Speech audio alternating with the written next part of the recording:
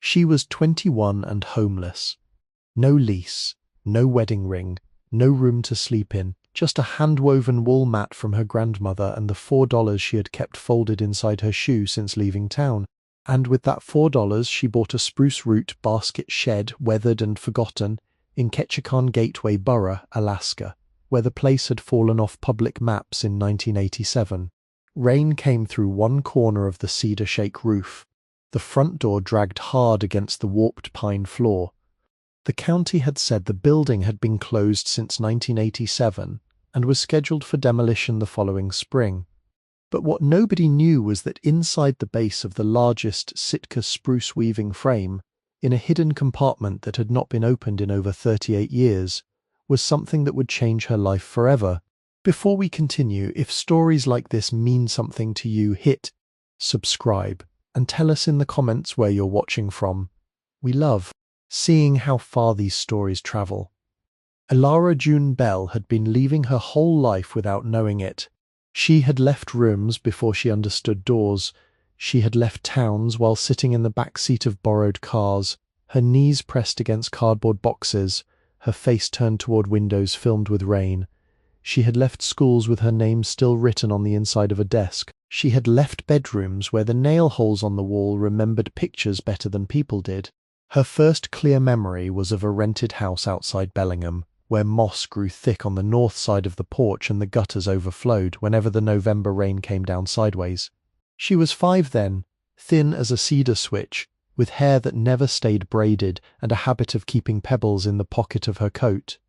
Her mother called the pebbles nonsense, but Elara lined them along windowsills by size, then by colour, then by the way they sounded when tapped against the glass. There were few toys in that house, and fewer things that belonged to her without argument. A chipped blue cup, a church dress with one sleeve mended twice, a narrow pillow that smelled faintly of laundry powder and old heat. She learned early that a person could build a whole country around 3 objects if she kept them close enough. Her father had been a photograph in a drawer, not dead, not present, not spoken of except in the hard, careful way adults used when they wanted a child to stop asking. He had worked boats for a time, her mother said once, and then did not say more. In the picture, he stood near a dock with one hand resting on a railing, his hair black and wind-combed, his smile caught somewhere between pride and apology. Elara used to study the sleeve of his coat, the muddy boot, the pale line of tidewater behind him, as if the missing parts of a life might be found in the edges. Her mother, Maren, was a woman who believed in surviving more than explaining. She worked where she could, cleaned motel rooms in the summer, folded towels for a gym in the winter, ran register shifts when the stores needed someone who would not complain about standing 10 hours. She was not cruel in the obvious ways. She bought bread. She remembered fevers. She cut Elara's hair over the kitchen sink and saved the coins from laundromat machines in an old jelly jar. But she had a way of becoming absent while sitting at the same table. Elara came to know that absence as one knows a weather pattern. It entered before any storm.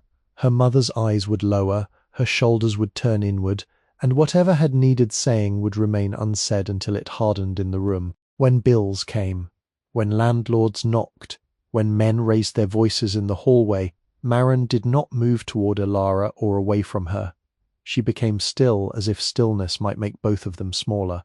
The only place Elara did not feel small was 3 hours north by ferry and road, in the back room of her grandmother's trailer near the water, where spruce roots hung from the rafters in pale, drying loops, and every tool had its reason. Ada Skydgate was her mother's mother, though Maren rarely used the name Ada without a guarded breath afterward. She had been born on an island and had carried the island with her into every room she entered. Her hair was long and white, braided down her back with a piece of red wool. Her hands were narrow, brown and exact, with deep lines across the knuckles and a thumbnail kept slightly longer for splitting fibres. She did not speak quickly. She did not reach for a word until it was ready.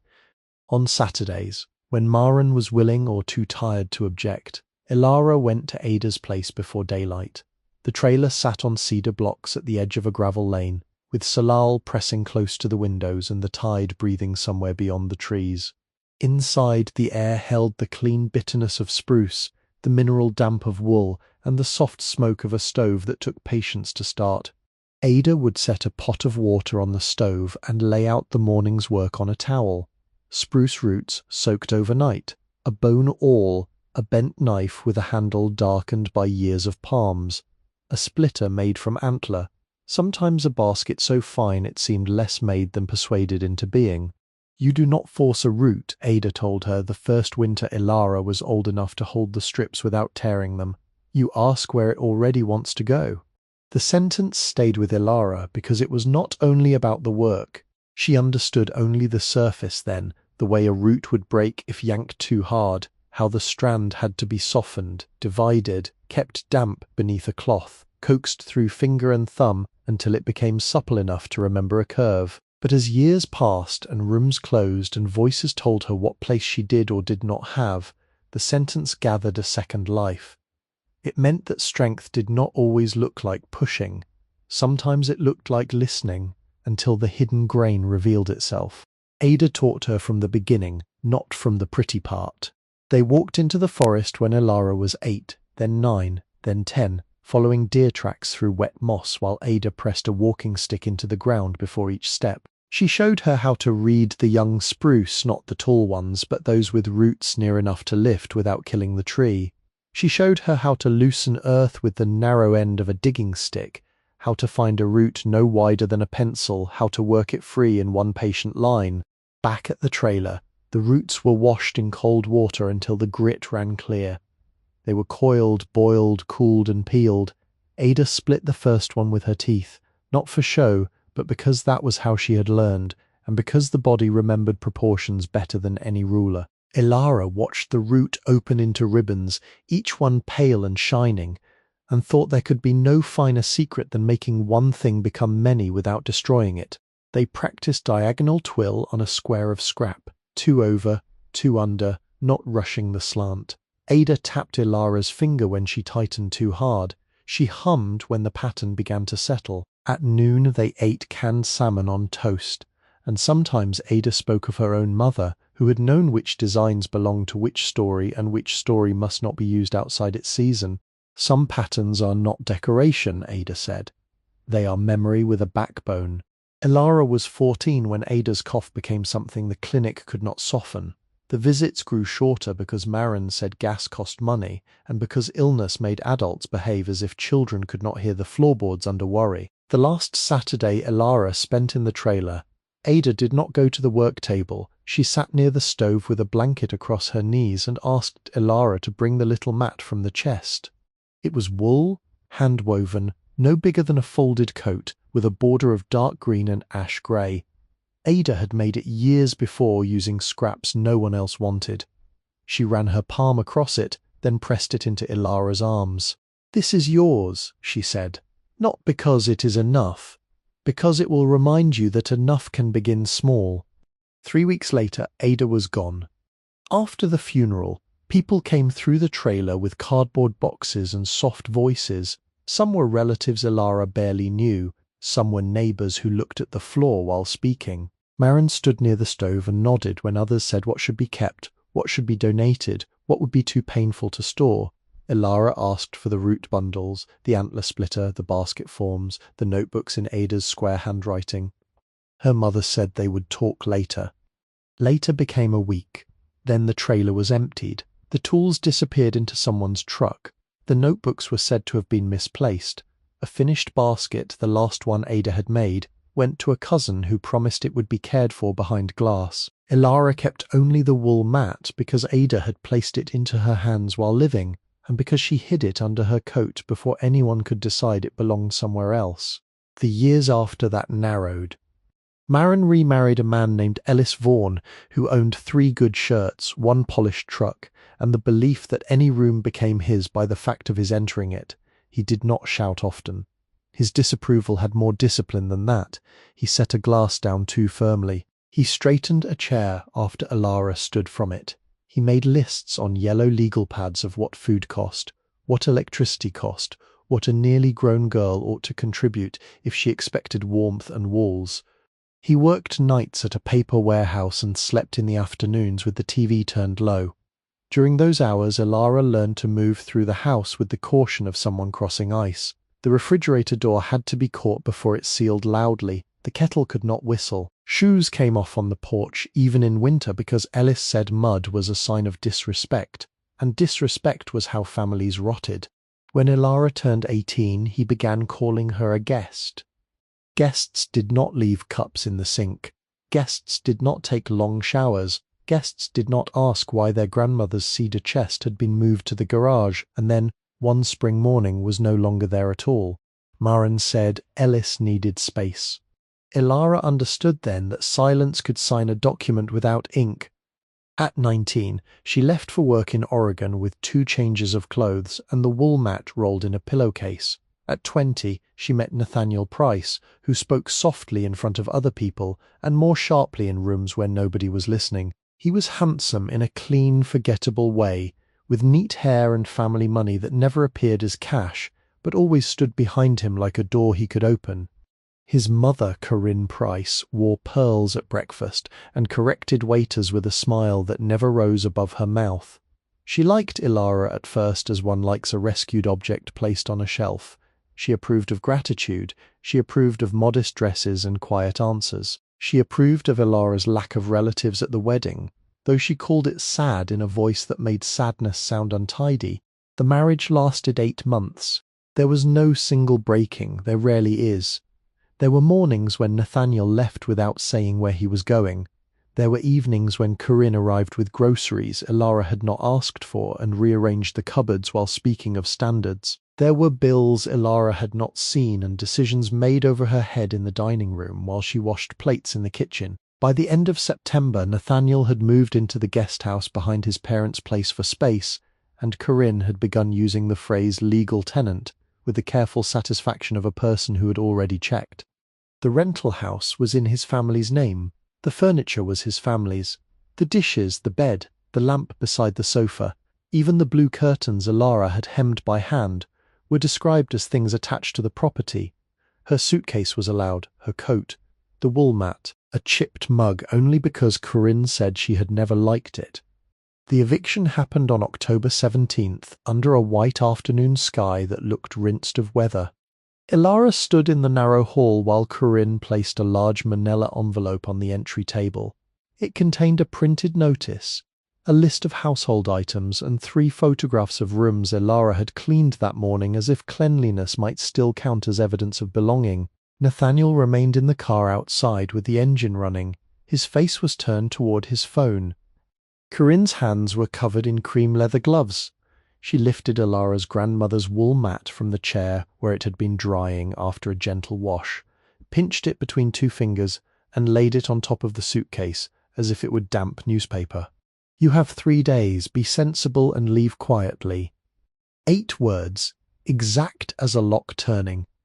Elara looked past her toward the front walk where her mother stood beside Corinne's car in a tan raincoat she had worn to the wedding. Maren had come because Corinne called her, not because Elara did. She held her purse with both hands at her stomach and watched the maple leaves move along the curb. When Elara's eyes found hers, Maren opened her mouth once, then closed it. No sound came. That was the betrayal Elara carried with her longer than the suitcase. Not a slap, not a curse, not even refusal, only a mother choosing quiet at the exact moment when speech would have cost her something. On the 3rd morning before dawn, Elara left the key on the kitchen counter. She took the mug, the wool mat, 2 shirts, 1 pair of jeans, a toothbrush, a thin sweater, and the $4 hidden in her shoe. She did not take the curtains. She did not take the framed wedding photograph, though her own face looked out from it with a kind of soft bewilderment, as if the girl in the picture had been waiting for someone to explain the room. For 6 weeks, she moved through the Pacific Northwest as if carried by weather. In Salem, she slept 2 nights in the station, sitting upright beneath a vending machine that hummed without rest. The benches had metal arms between the seats, so she folded her coat against the wall and leaned her shoulder into the corner, waking whenever someone's wheels rattled over the tile. She bought a day-old roll for 79 cents and made it last until evening.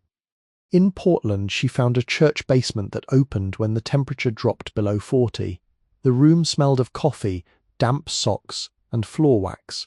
Volunteers spoke kindly but quickly because there were forms to sign and blankets to count. Elara kept the wool mat inside her coat and slept with one hand through the suitcase handle. She learned which bathrooms stayed unlocked after the cafes closed.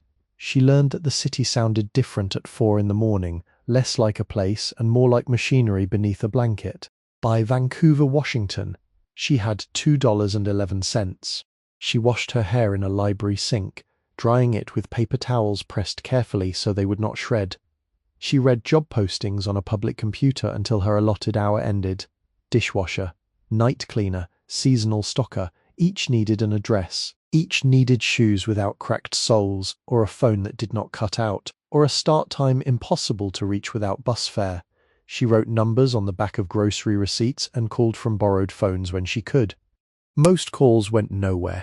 In Tacoma, an older woman at a laundromat let her sit near the dryers after closing, while rain struck the windows in long silver threads. The woman had thick glasses and a red cardigan with one elbow patched in blue. She said nothing about the suitcase. She only pushed a paper cup of tea across the folding table and turned the TV lower. In Seattle, Elara spent one night under the overhang of a ferry terminal, listening to gulls cry before sunrise. The cold came up through the concrete and settled in her hips. She wrapped the wool mat around her knees beneath her coat. By then she had $1.36, counted twice beneath a yellow street lamp, then folded again into her shoe. From there she went north in small, uneven pieces. A cannery worker gave her a ride to Everett in a pickup that smelled of diesel and oranges. A retired teacher paid for soup in Anacortes and pretended not to see Elara place half of it in a napkin for later. A bus driver outside Bellingham let her board for less than the fare after looking at her hands, then at the rain, then away. She did not call Nathaniel, she did not call Corinne, she did not call her mother.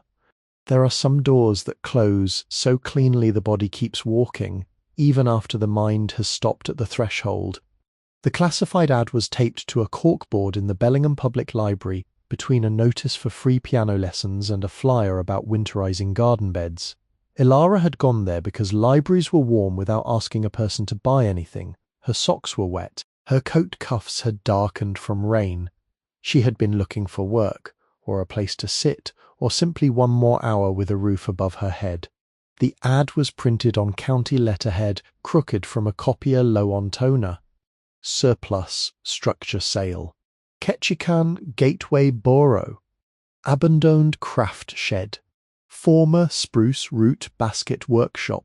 Minimum bid $4. Be your wire responsible for all transport, tax, repair, permit and risk. Structure closed since 1987. Demolition review pending spring. Below that, someone had written by hand in black ink. No utilities, no guarantee of access, salvage value only. Elara stood before the corkboard long enough that an elderly man browsing newspapers glanced at her twice. The words spruce root did not rise from the paper like an answer. They sank into her, slow and cold and exact. She saw Ada's hands, the damp towel, the pale strips widening beneath a thumbnail, the diagonal twill leaning into itself. She smelled the trailer stove and boiled root and tied mud. For a moment the library carpet, the fluorescent lights, the rain ticking against the windows all seemed to withdraw, leaving only the sound of Ada's voice saying that some patterns had a backbone.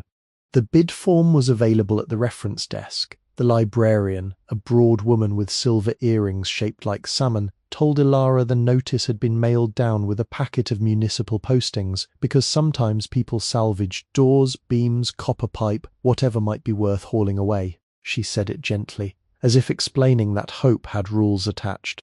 You would have to get there, the librarian said. Elara nodded.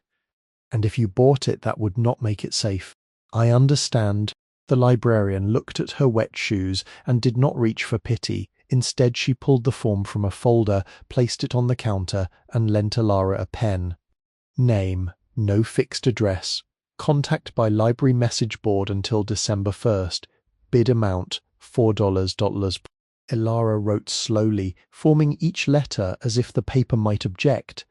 When she reached the signature line, she used her full name. It felt strange there, official and thin, belonging to someone with more certainty than she had.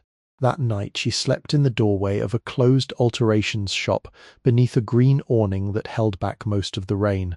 The bid receipt was inside her sweater, the wool mat was around her shoulders, her stomach cramped from hunger, then quieted. Across the street, a bakery began work before dawn, and the scent of yeast came out through the vents with such tenderness that she had to close her eyes. 2 days later, the library had a message for her. Only one bid received, payment due in person. Structure sold as is, clerk's office open Monday through Friday, 9 to 4. The paper trembled in her hand, not because it promised rescue, but because it asked for movement. Movement was something she still knew how to do. She had been trained by leaving. She had crossed rooms before storms broke, packed quietly before orders were finished, carried warmth in cloth and memory when houses failed to keep it. Getting to Alaska with almost no money was not a decision so much as a series of permissions granted by strangers and weather. She found a church van going north to help with a food pantry shipment. She washed dishes for a diner owner in exchange for a sack lunch wrapped in wax paper. She stood at a rideshare board with her suitcase at her feet and waited until a woman driving to Prince Rupert said she could sit in back if she did not mind a dog that shed. At the Canadian border, she answered the questions plainly. In Prince Rupert, she spent the last night before the ferry in a storage alcove behind a closed bait shop, listening to rain strike metal barrels and harbour lines knock against masts. Her last coins bought a cup of coffee she held with both hands long after it cooled. The ferry north moved through grey water and low cloud, past islands dark with spruce and hemlock. Elara stood outside until her face stung. The wind worried at her coat. Somewhere beyond the rail, gulls rode the air without effort, vanishing and returning as the boat entered mist. She did not know yet that the shed was not empty. She did not know that a hand older than her grief had hidden a future inside a working frame. All she knew was that $4 had purchased a condemned building in a town she had never seen, and by the time Ketchikan's wet hills lifted out of the morning fog, she had begun to understand that exile and arrival can wear the same coat. The ferry horn sounded before the town fully appeared, a low, patient note passing over water the colour of hammered pewter. Elara stood near the rail with her suitcase between her boots and the wool mat folded beneath her coat. Dawn had not brightened so much as loosened, making the clouds thinner along their lower edges, and through that grey lifting she saw Ketchikan rise in steps against the mountain. Houses clung to the hillside on pilings and narrow streets. Fishing boats rocked in their slips. A row of dock lights burned pale against the rain, each one doubled and broken on the moving surface below. The air smelled of diesel, kelp, wet rope and spruce. She had slept no more than 40 minutes on the ferry, upright in a corner where the wall met a bench and warm air blew from a vent near her ankles. Her neck ached, her hands were chapped from salt wind. When she stepped onto the ramp with the other passengers, her knees felt as if they had belonged to someone else overnight. A man in an orange rain jacket guided cars off the deck with one gloved hand.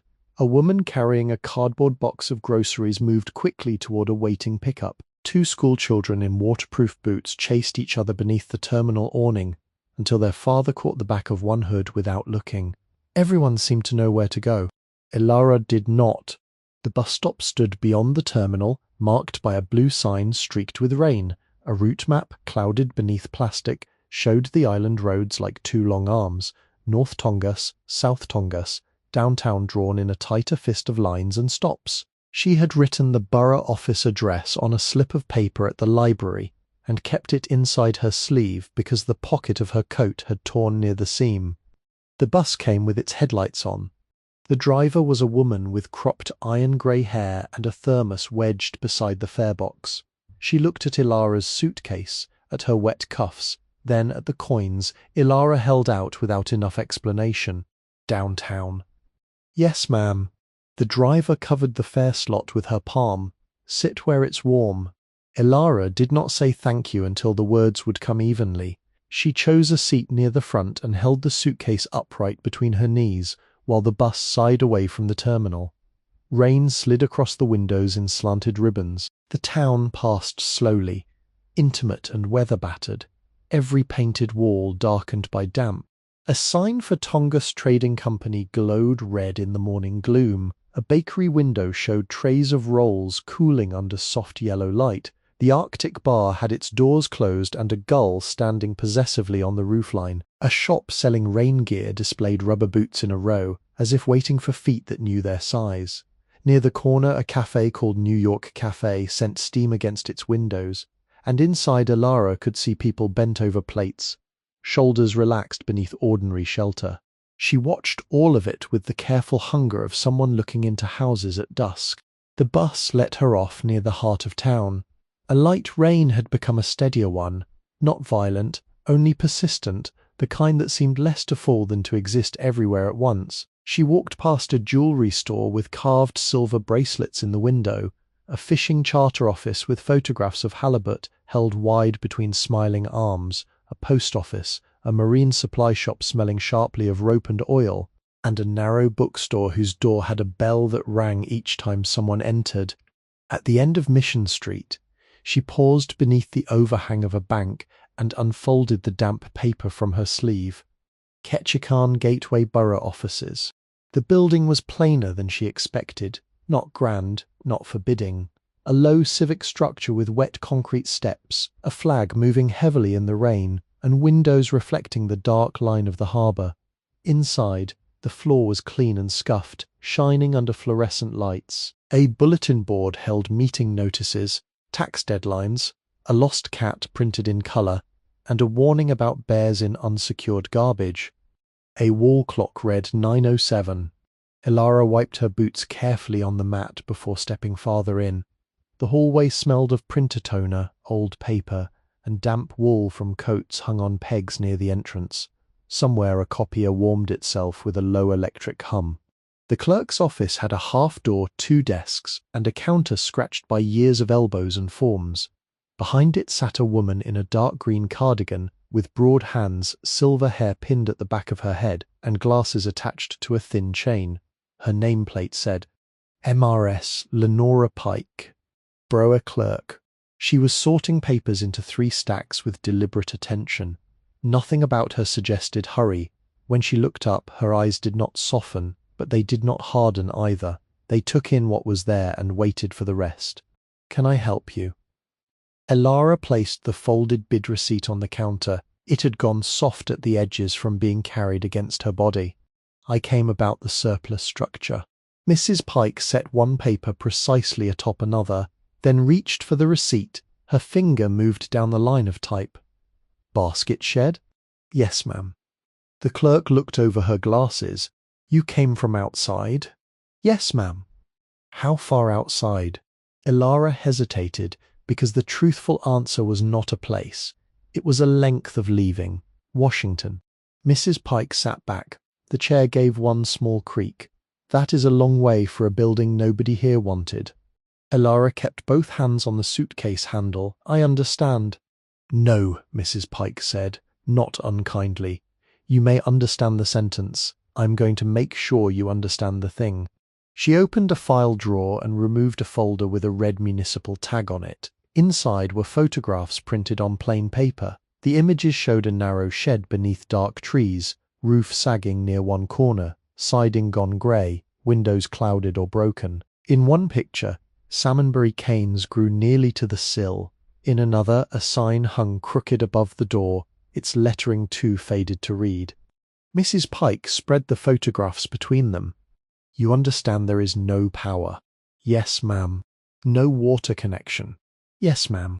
No septic record we can verify. Yes, ma'am. No road maintenance beyond the last marked property. Yes, ma'am. No certificate of occupancy, no insurance warranty, and no promise that the structure will remain standing through winter.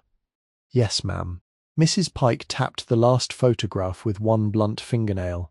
You understand that if you step through the floor and break your leg, the borough will not have done that to you.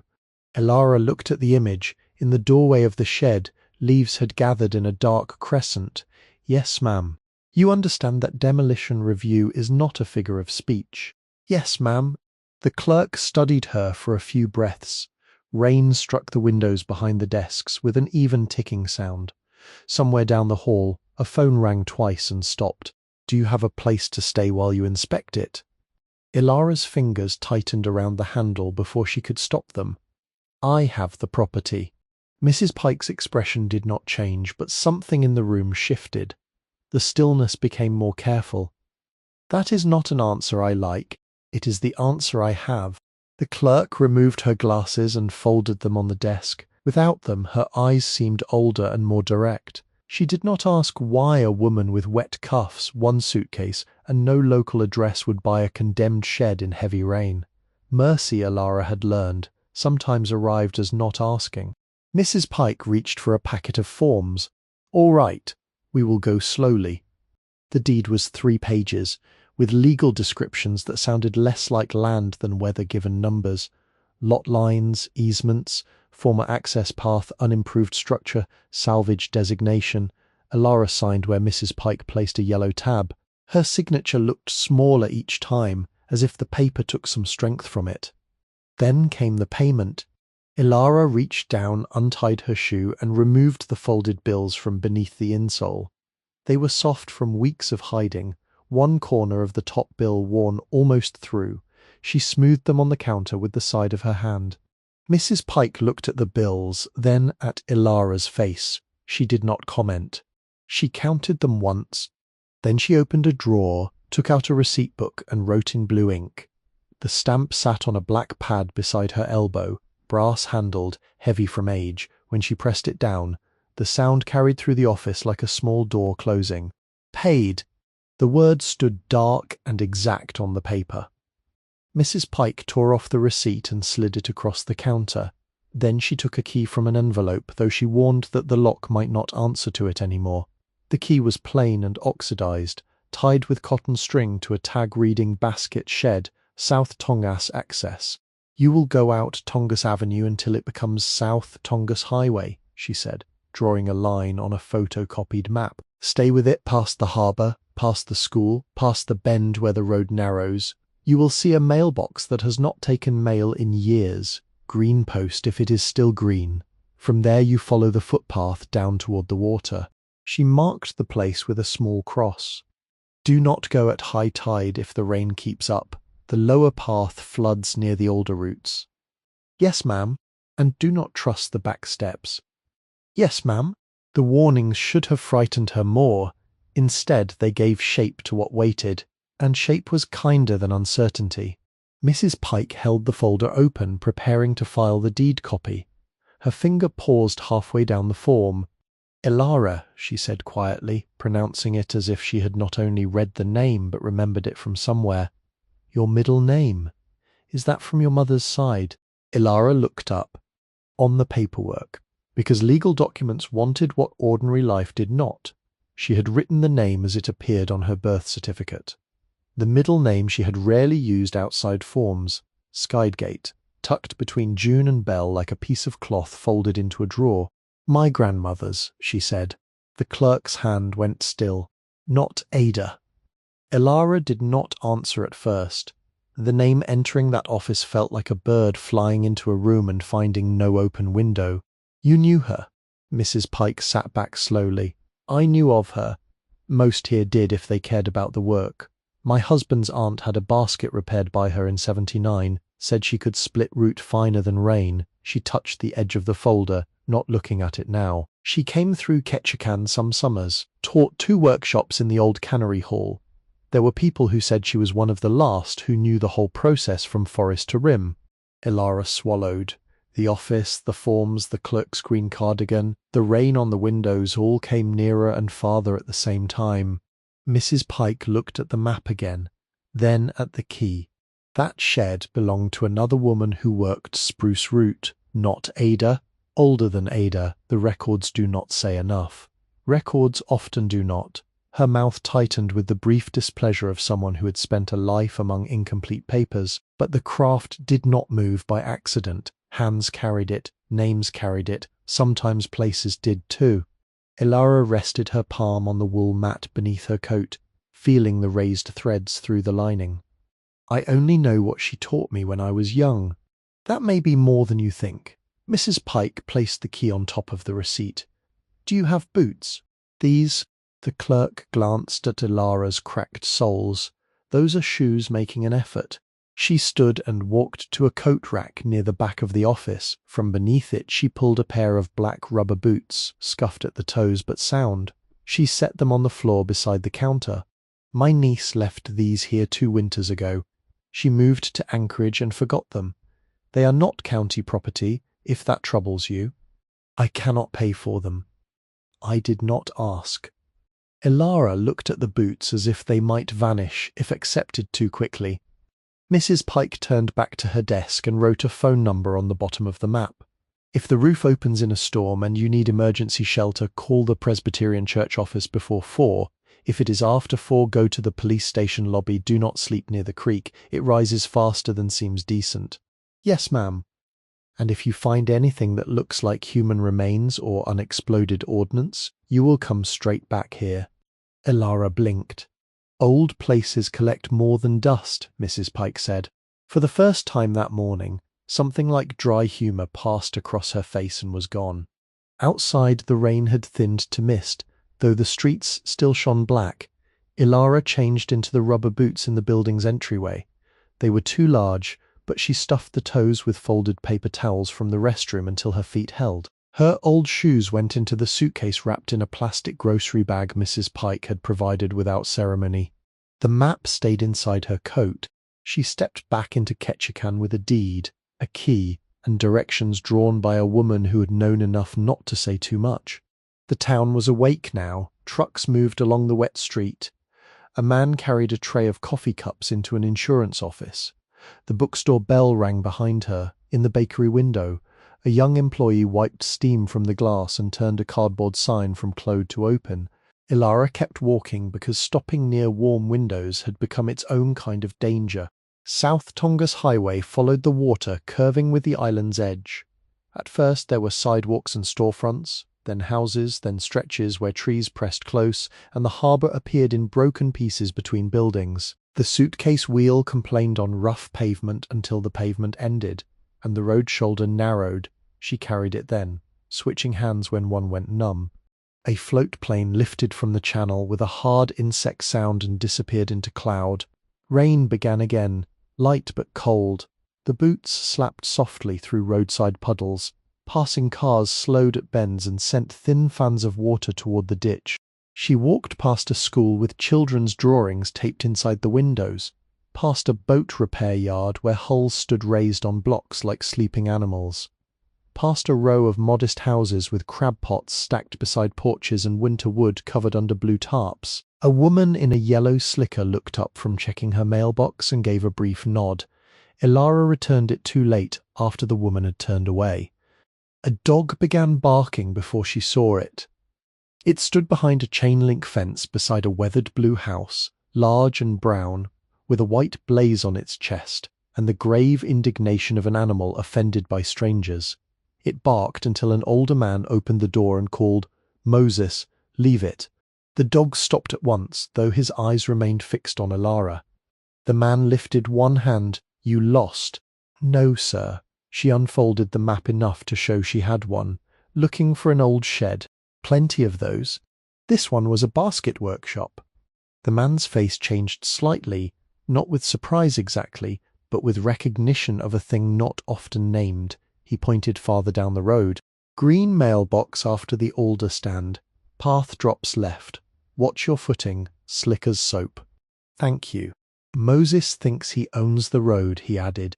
The dog gave one quiet, confirming bark. Beyond the blue house, the settled part of the road loosened. Trees grew taller, hemlock and spruce dark against the pale sky. In low places, water ran beneath leaves with a hidden, persistent sound.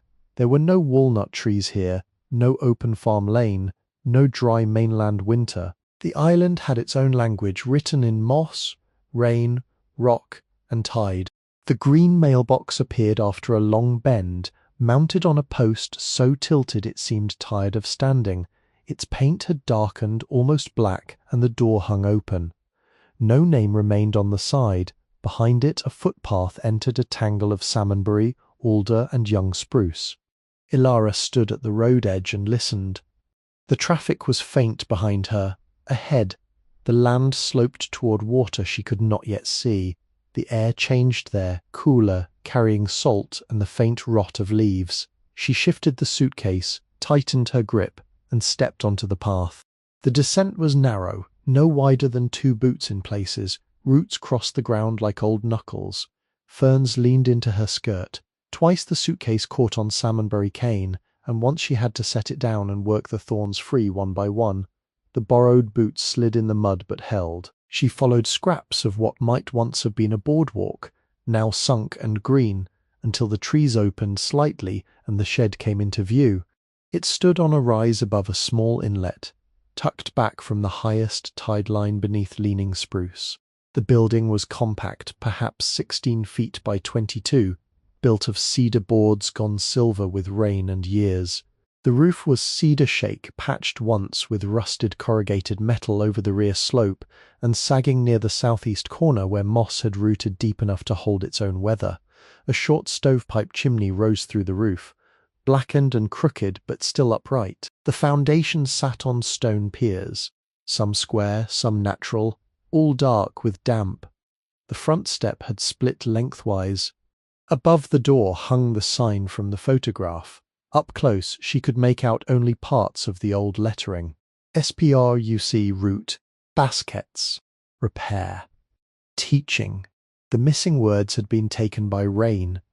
One window faced the water, its lower pane cracked in a white diagonal line. Another beside the door had gone cloudy with salt and age. The door itself was plank-built, braced in a Z with a rusted latch and a keyhole that looked unlikely to forgive anything. Elara stood before it while rain gathered along the ends of her hair. She did not feel triumph. Triumph was too loud for the place. She felt the deep bodily caution of someone reaching toward a sleeping animal. The shed had been left, not abandoned entirely. There was a difference. Abandonment scattered. This building had held itself closed around something. The key entered halfway and stopped. She withdrew it, wiped it on her sleeve, tried again. The lock resisted with the stubbornness of metal that had kept its silence through many seasons. She leaned her shoulder lightly against the door, turned the key with both hands, and felt something inside give with a small, dry click. The door opened only 6 inches before dragging hard against the floor. Cold air breathed out. Not dead air, not mold alone. The smell was layered and exact. Old spruce root, cedar dust, salt damp, iron, mouse straw, and the ghost of wood smoke that had lived in the beams long enough to become part of them. Elara pushed again. The door scraped wider. The front room took the grey daylight slowly. There was a work table under the window, its surface covered in a film of dust and fallen needles. Along the left wall hung bundles of dried spruce root from a sagging cord, pale brown and curled, some broken at the ends, some still tied neatly with faded string. A stool lay on its side near the stove. The stove was small, black and round-bellied, with one leg propped on a flat stone. Beside it sat a dented coal scuttle, empty except for a curl of birch bark and 3 dead beetles. The floorboards were Sitka spruce, wide and hand-planed, their grain rising under her boots where damp had lifted it. They creaked, but not all in the same way. One near the threshold gave a soft complaint. Another by the window answered lower. She stood still, letting the room tell her where it was weak. On the far wall were shelves, not many, a tin cup, 2 warped wooden forms, a bundle of cedar bark gone brittle, a jar with a cracked lid containing what looked like bone needles, a rusted coffee can full of nails bent from use. Above the shelves, someone had pinned paper to the wall, but water had taken most of the writing, leaving only pale rectangles and brown tack marks.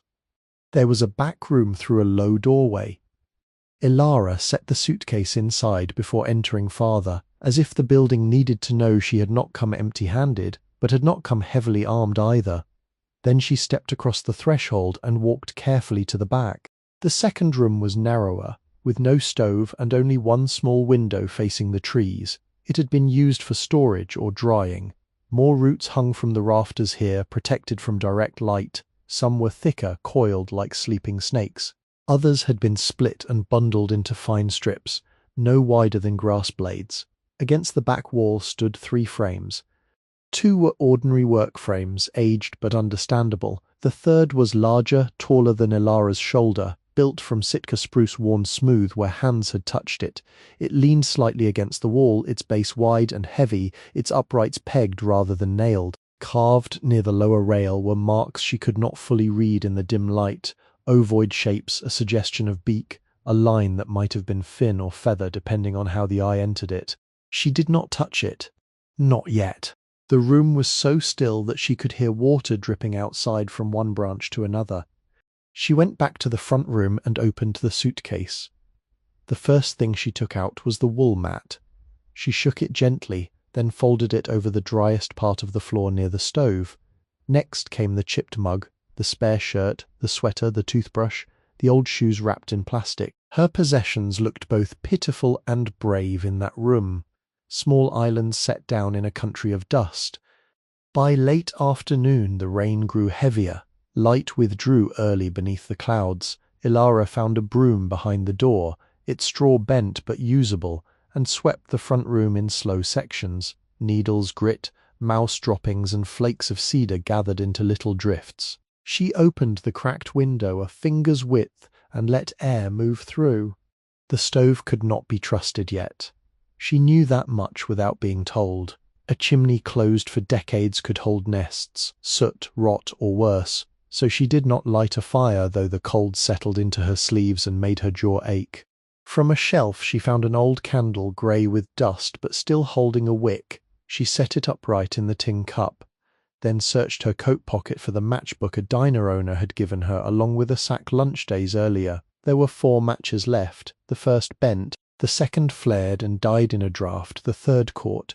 The candle flame stood small and wavering, making the work table and hanging roots move slightly against the walls. Night came without ceremony.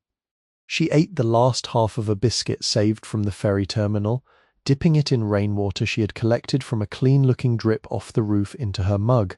The water tasted faintly of cedar and metal. It was cold enough to hurt her teeth. The floor was hardest near midnight. No position lasted. Her hip found every ridge in the boards. The wool mat softened little but marked a place that was hers, and she kept one hand on its edge as the building settled around her. Wind moved along the inlet and pressed at the walls. Once something scratched beneath the floor, then went silent. Far off, a boat engine crossed the water and faded. Elara lay awake and learned the dark. The front window held a faint square of lesser black. The door was a vertical seam. The stove was a rounder absence. The hanging roots overhead were pale where the candle had earlier touched them, and now in memory they seemed like lines of unfinished writing. She thought of Ada's trailer, not as a wound, but as a room with a stove and morning work waiting under a damp cloth. She thought of Mrs. Pike pressing the brass stamp down. She thought of the bus driver's covered fare box, the rubber boots, Moses barking at the edge of his kingdom, and the old man pointing toward the path. Rain thickened after midnight. It found the weak corner of the roof and dropped steadily into a metal pan Elara had placed beneath it before dark. Each drop made a hollow sound. Tin. Pause. Tin.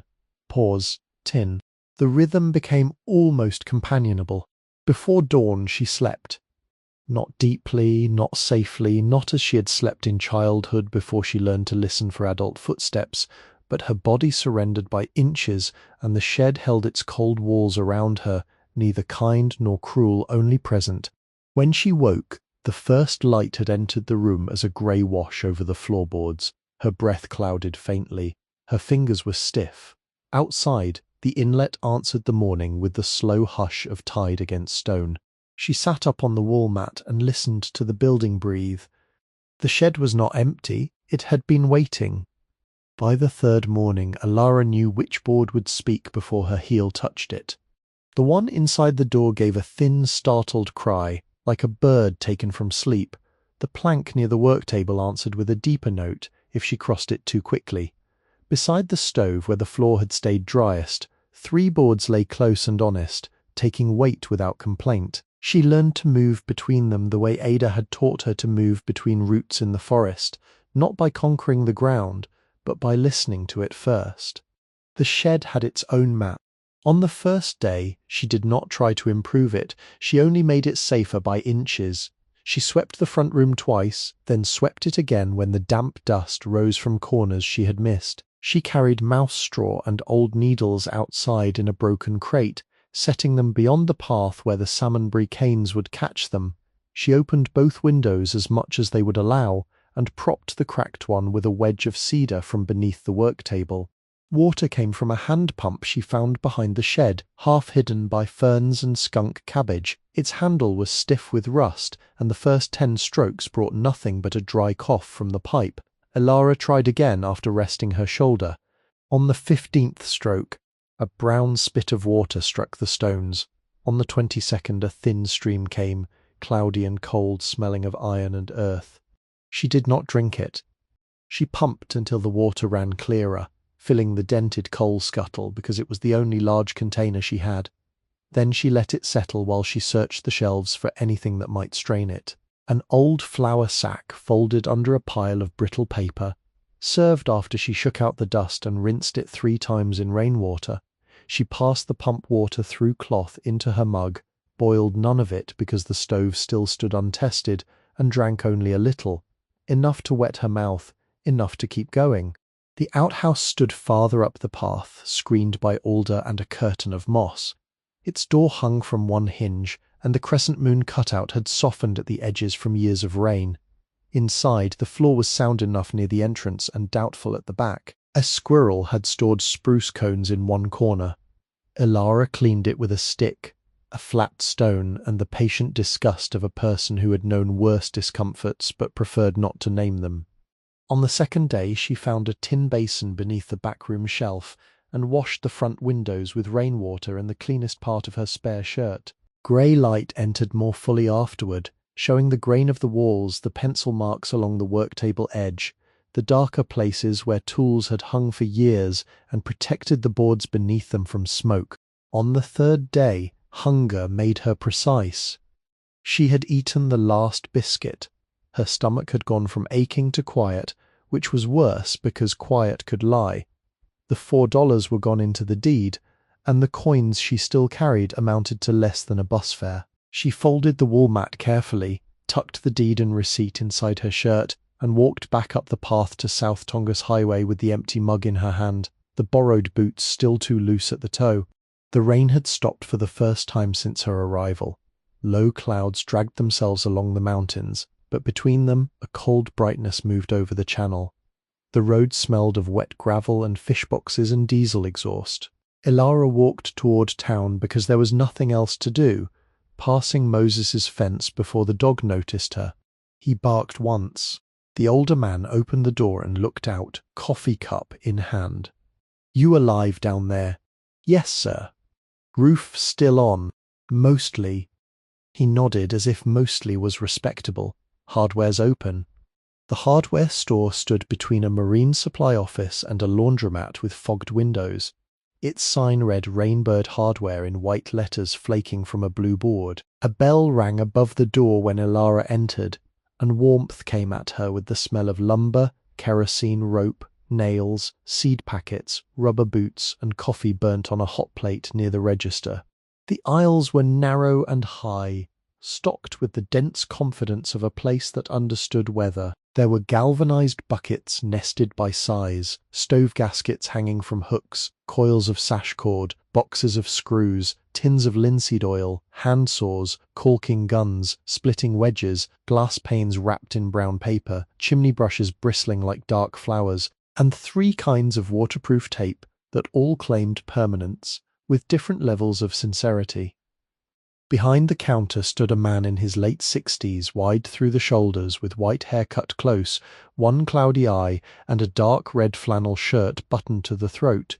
His hands looked as if they had been made for holding lumber steady while storms made arguments outside. The name stitched over his shirt pocket read Hollis.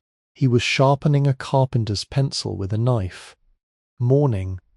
"Morning." He looked at her boots first, then her coat, then the mug in her hand, which she had forgotten she was still holding. "You needing directions or hardware?"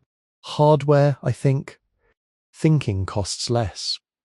I bought the old spruce root shed. The knife stopped. Hollis lifted his one clear eye to her face. The cloudy one seemed to look slightly to the left of her, toward another room or another year. Borough finally sold it. Yes, sir. For salvage. Yes, sir. You salvaging it? Elara answered after a moment. I am trying to stay in it.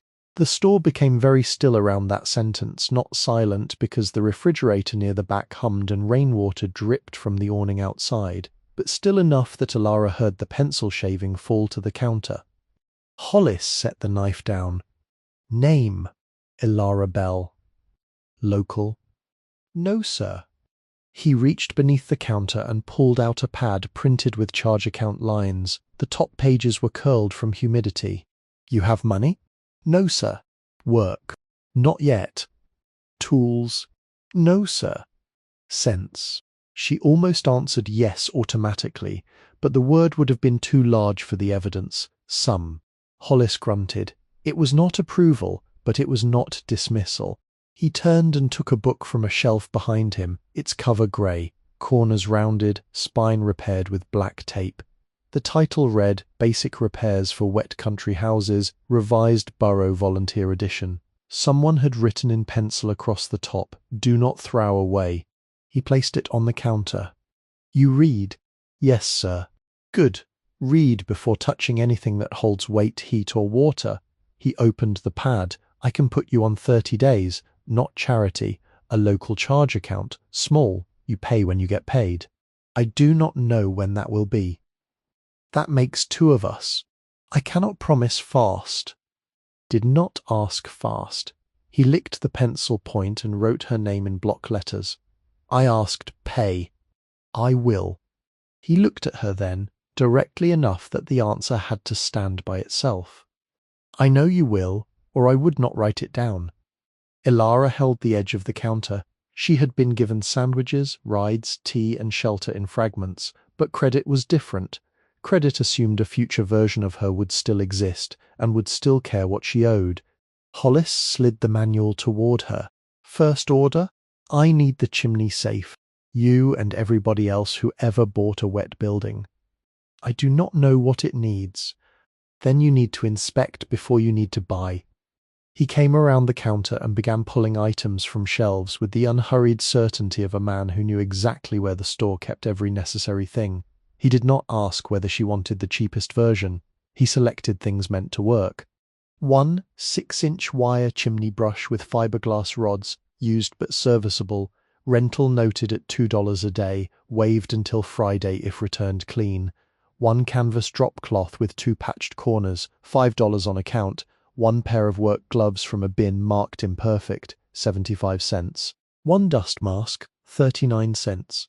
1 small flashlight, the plain kind, $1.29. 1 packet of stove cement, $2.10.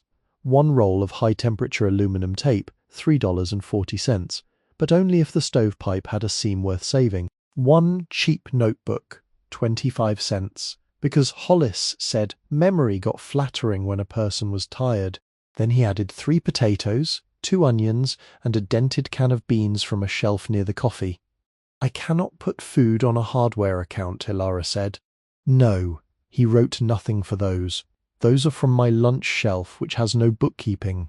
Her throat closed enough that she had to look down at the gloves. He pushed the pencil toward her. Sign here. She signed. The total came to $14.78 before the waived rental, and she stared at the number as if it were a cliff edge. Hollis tore off the duplicate and handed it to her. Do not climb on the roof alone. Do not light the stove until you can see daylight clean through the flue and sweep out whatever has been living there. Do not trust old pipe elbows. Do not use green wood. Do not sleep with a fire going until you know the drawer. Yes, sir. And if the brush gets stuck, do not yank like an angry fool. Turn it. Yes, sir. He wrapped the potatoes in newspaper and set them on top of the drop cloth. At the door, he added, there was a woman down there once who could make a basket tight enough to carry water. Elara turned. Do you remember her name? No. Hollis looked toward the rain-dark street beyond the window. I was young, and young men remember the wrong things, but I remember people brought roots to her like they were bringing bones to a doctor. He lifted his chin toward the manual under her arm. Bring the brush back when the chimney is clean. The walk home was harder with supplies, but less empty. She carried the drop cloth and brush rods under one arm, the potatoes and onions tucked against her ribs, the manual protected beneath her coat. The borrowed boots slipped twice on the path. At the shed, she set everything on the work table and read the chimney chapter before doing anything else. Then she read it again.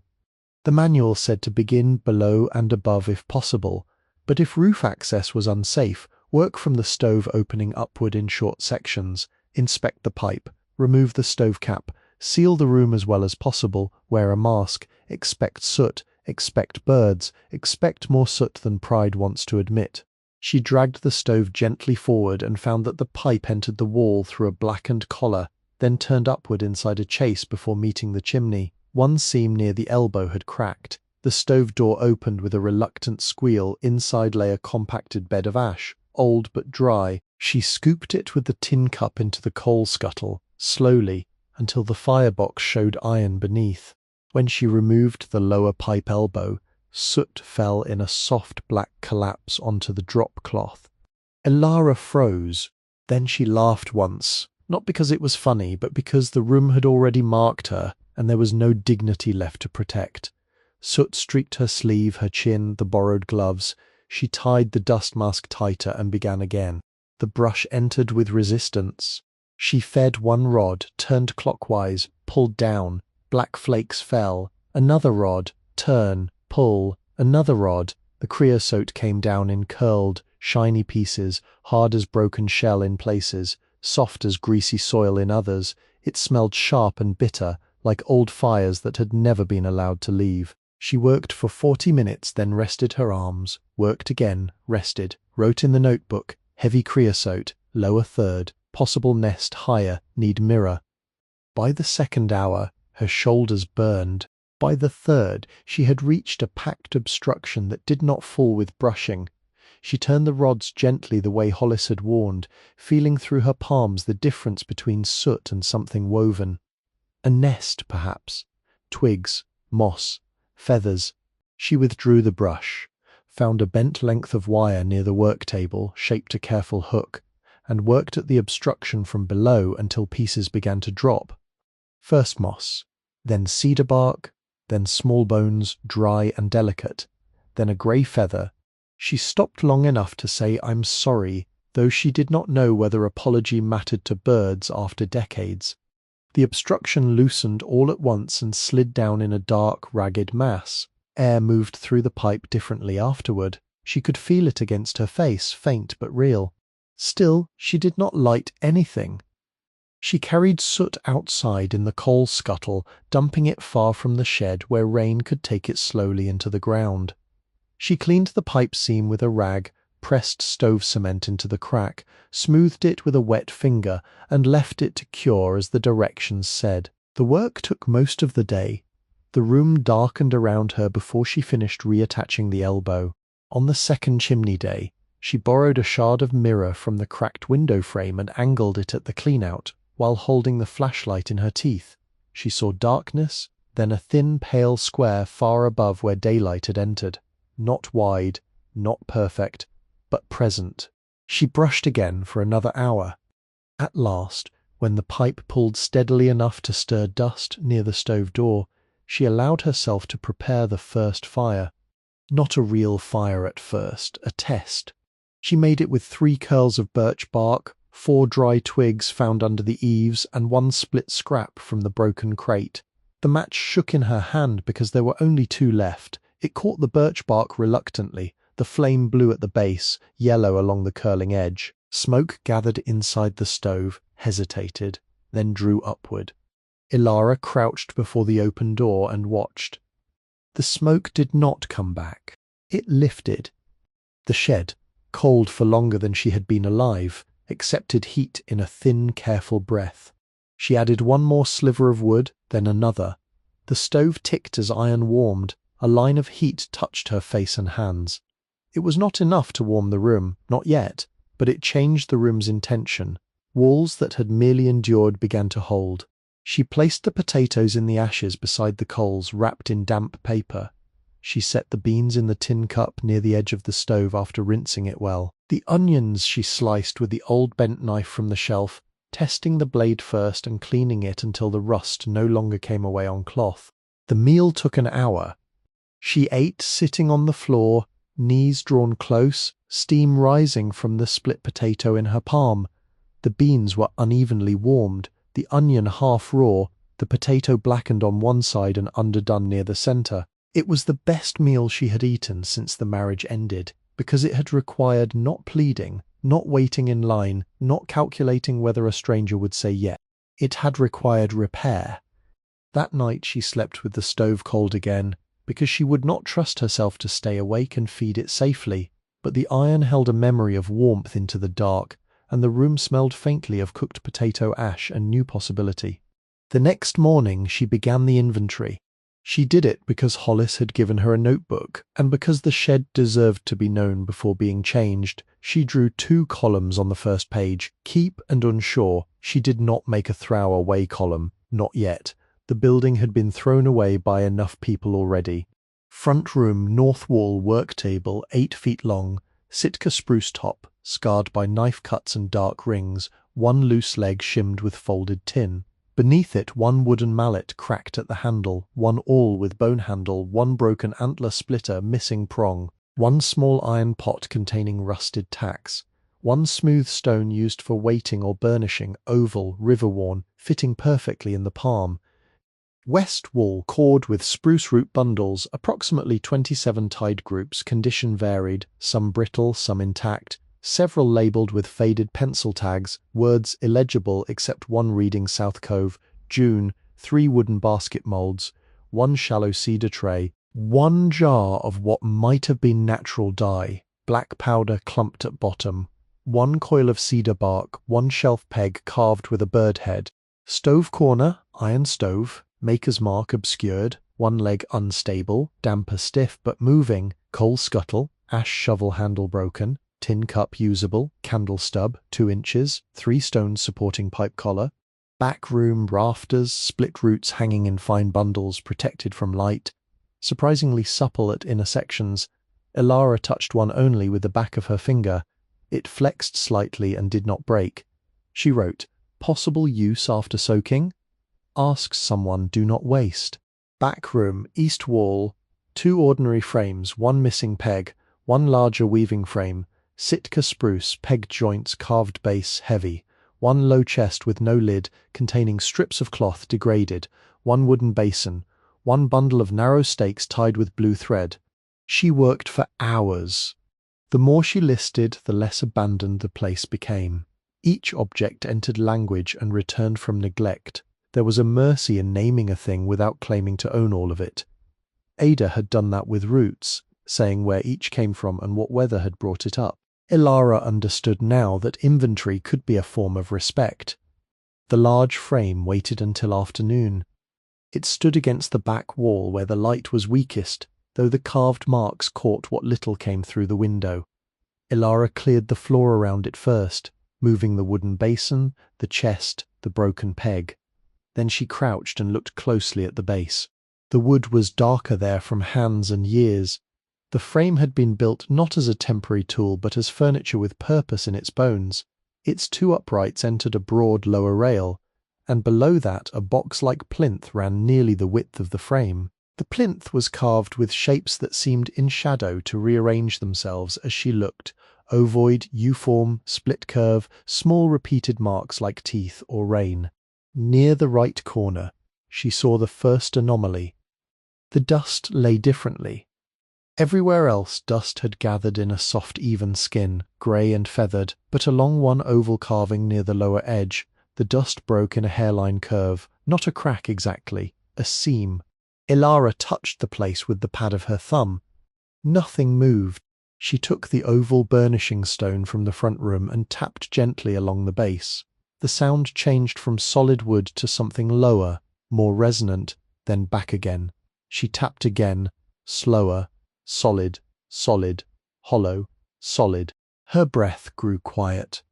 She did not pry, not at once. She went to the work table and found the bone awl too precious. She set it down. A rusted screwdriver lay in the coffee can, but its edge was rough enough to gouge the wood.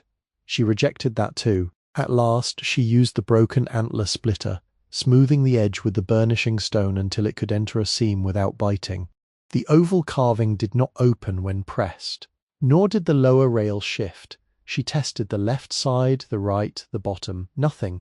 Then she remembered Ada showing her a cedar box once, made by a man who disliked metal hinges. The lid had released only when pressure was applied in two places at once, one obvious and one not. Elara held the frame steady with her knee. With her left thumb she pressed the oval mark. With the softened antler edge she pressed a small U-form near the opposite corner. A cedar disc no wider than a silver dollar slid out from beneath the base and fell onto the floor. She sat back so quickly one boot struck the wall. The disc spun once, wobbled and settled face up.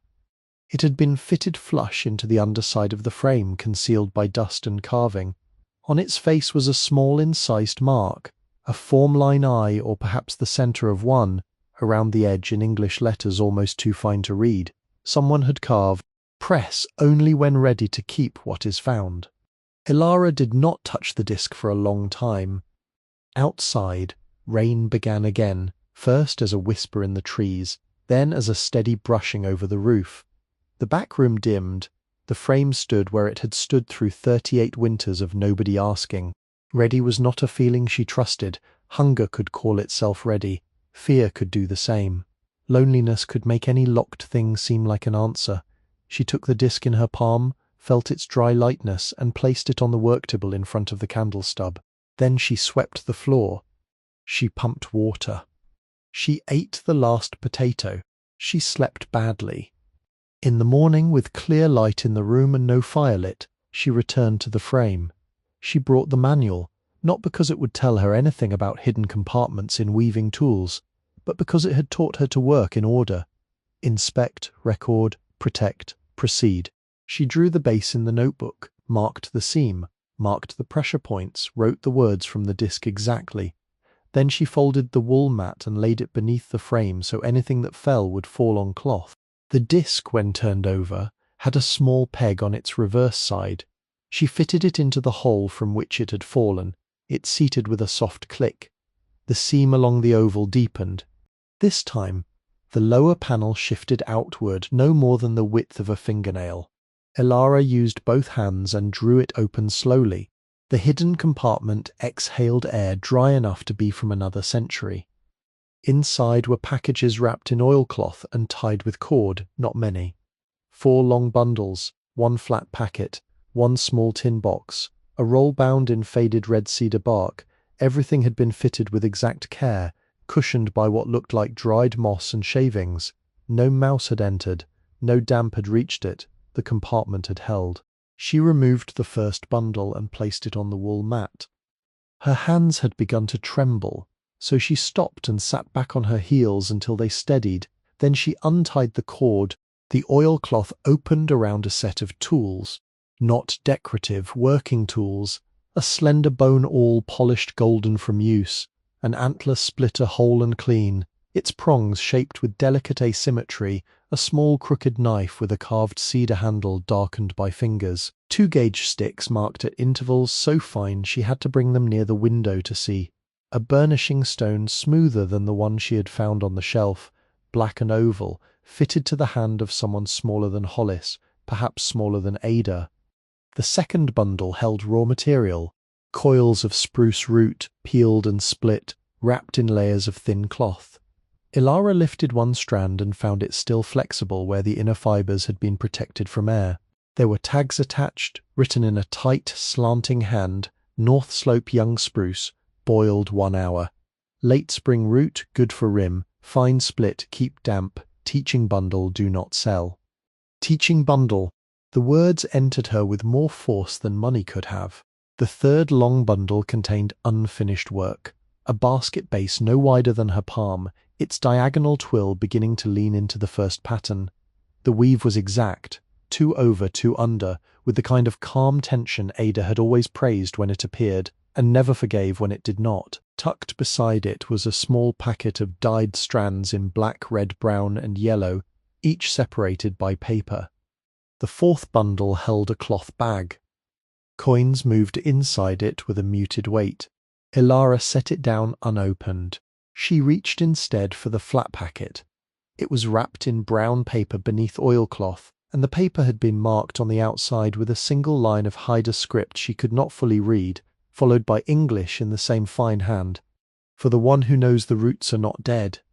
Inside lay a roll of birch bark, thin and carefully prepared, bound with thread.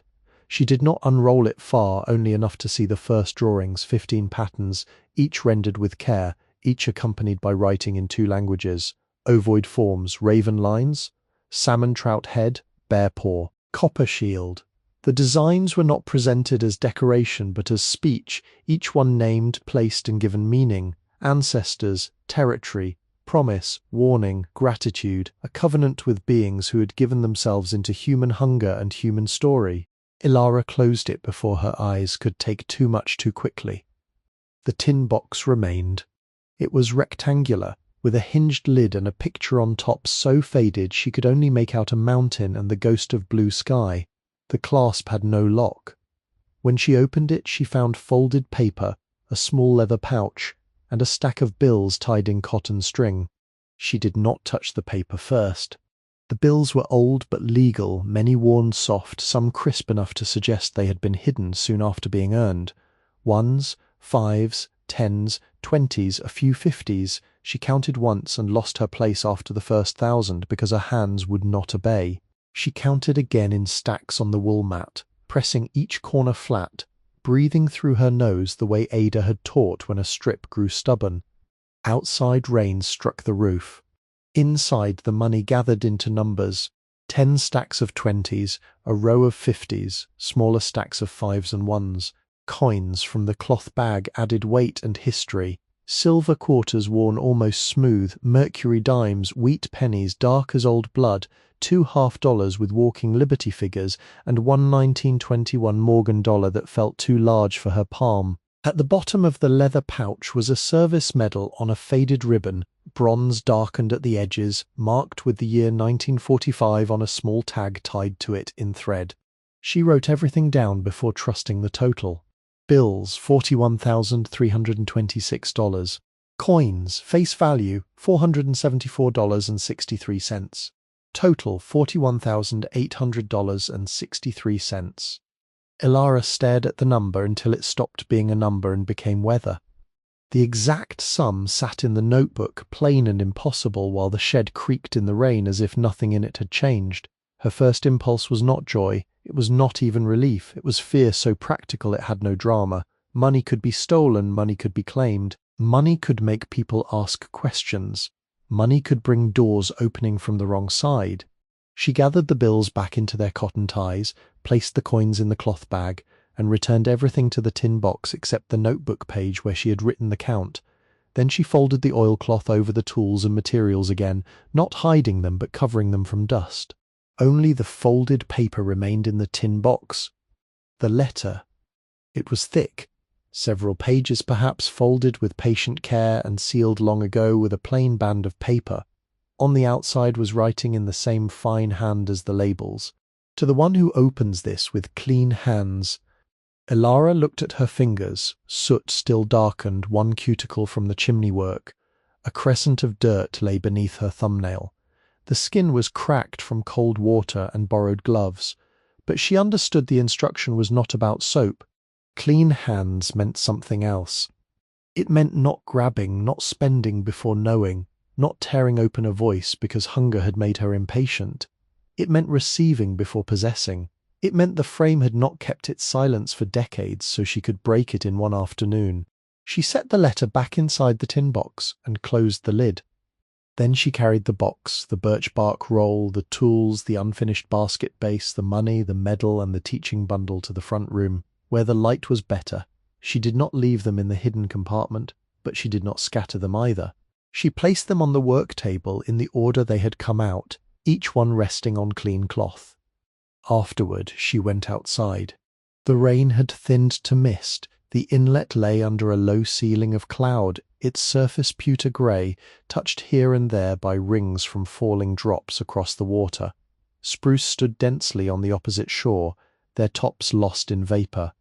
A raven crossed from one tree to another without hurry. Somewhere below the bank, the tide moved among stones with a sound like fabric being drawn slowly over a table.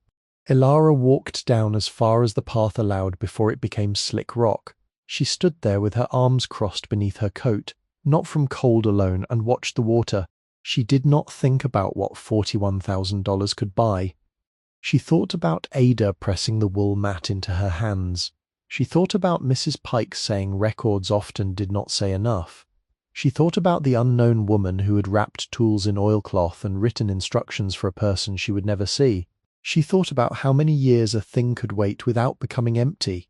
The evening came down quietly. No answer rose from the inlet. No voice told her what to do. That was almost a mercy. When she returned to the shed, she closed the hidden panel but did not lock it. She placed the cedar disc on the work table beside the candle. The letter remained unread inside the tin box. That night she did not light the stove. She did not count the money again. She did not touch the birch bark roll. She lay on the wool mat with the tin box close enough that her sleeve brushed it when she moved, and she listened to the rain make its careful language over the roof. The shed was not empty, it had been waiting. Morning entered through the cracked window in a pale line and rested across the tin box. Elara woke before the gulls began their noise over the inlet. For a few moments she did not move. The shed held the cold of the night in its boards, and her shoulder ached from sleeping on the floor, but the room had a steadiness about it that made even discomfort seem numbered and bearable. The stove stood black in the corner. The bundles lay wrapped on the work table. The cedar disc waited beside the candle stub. The tin box remained where she had placed it, close enough that the sleeve of her coat had brushed it while she slept. She sat up slowly, folded the wool mat beneath her knees, and looked at her hands.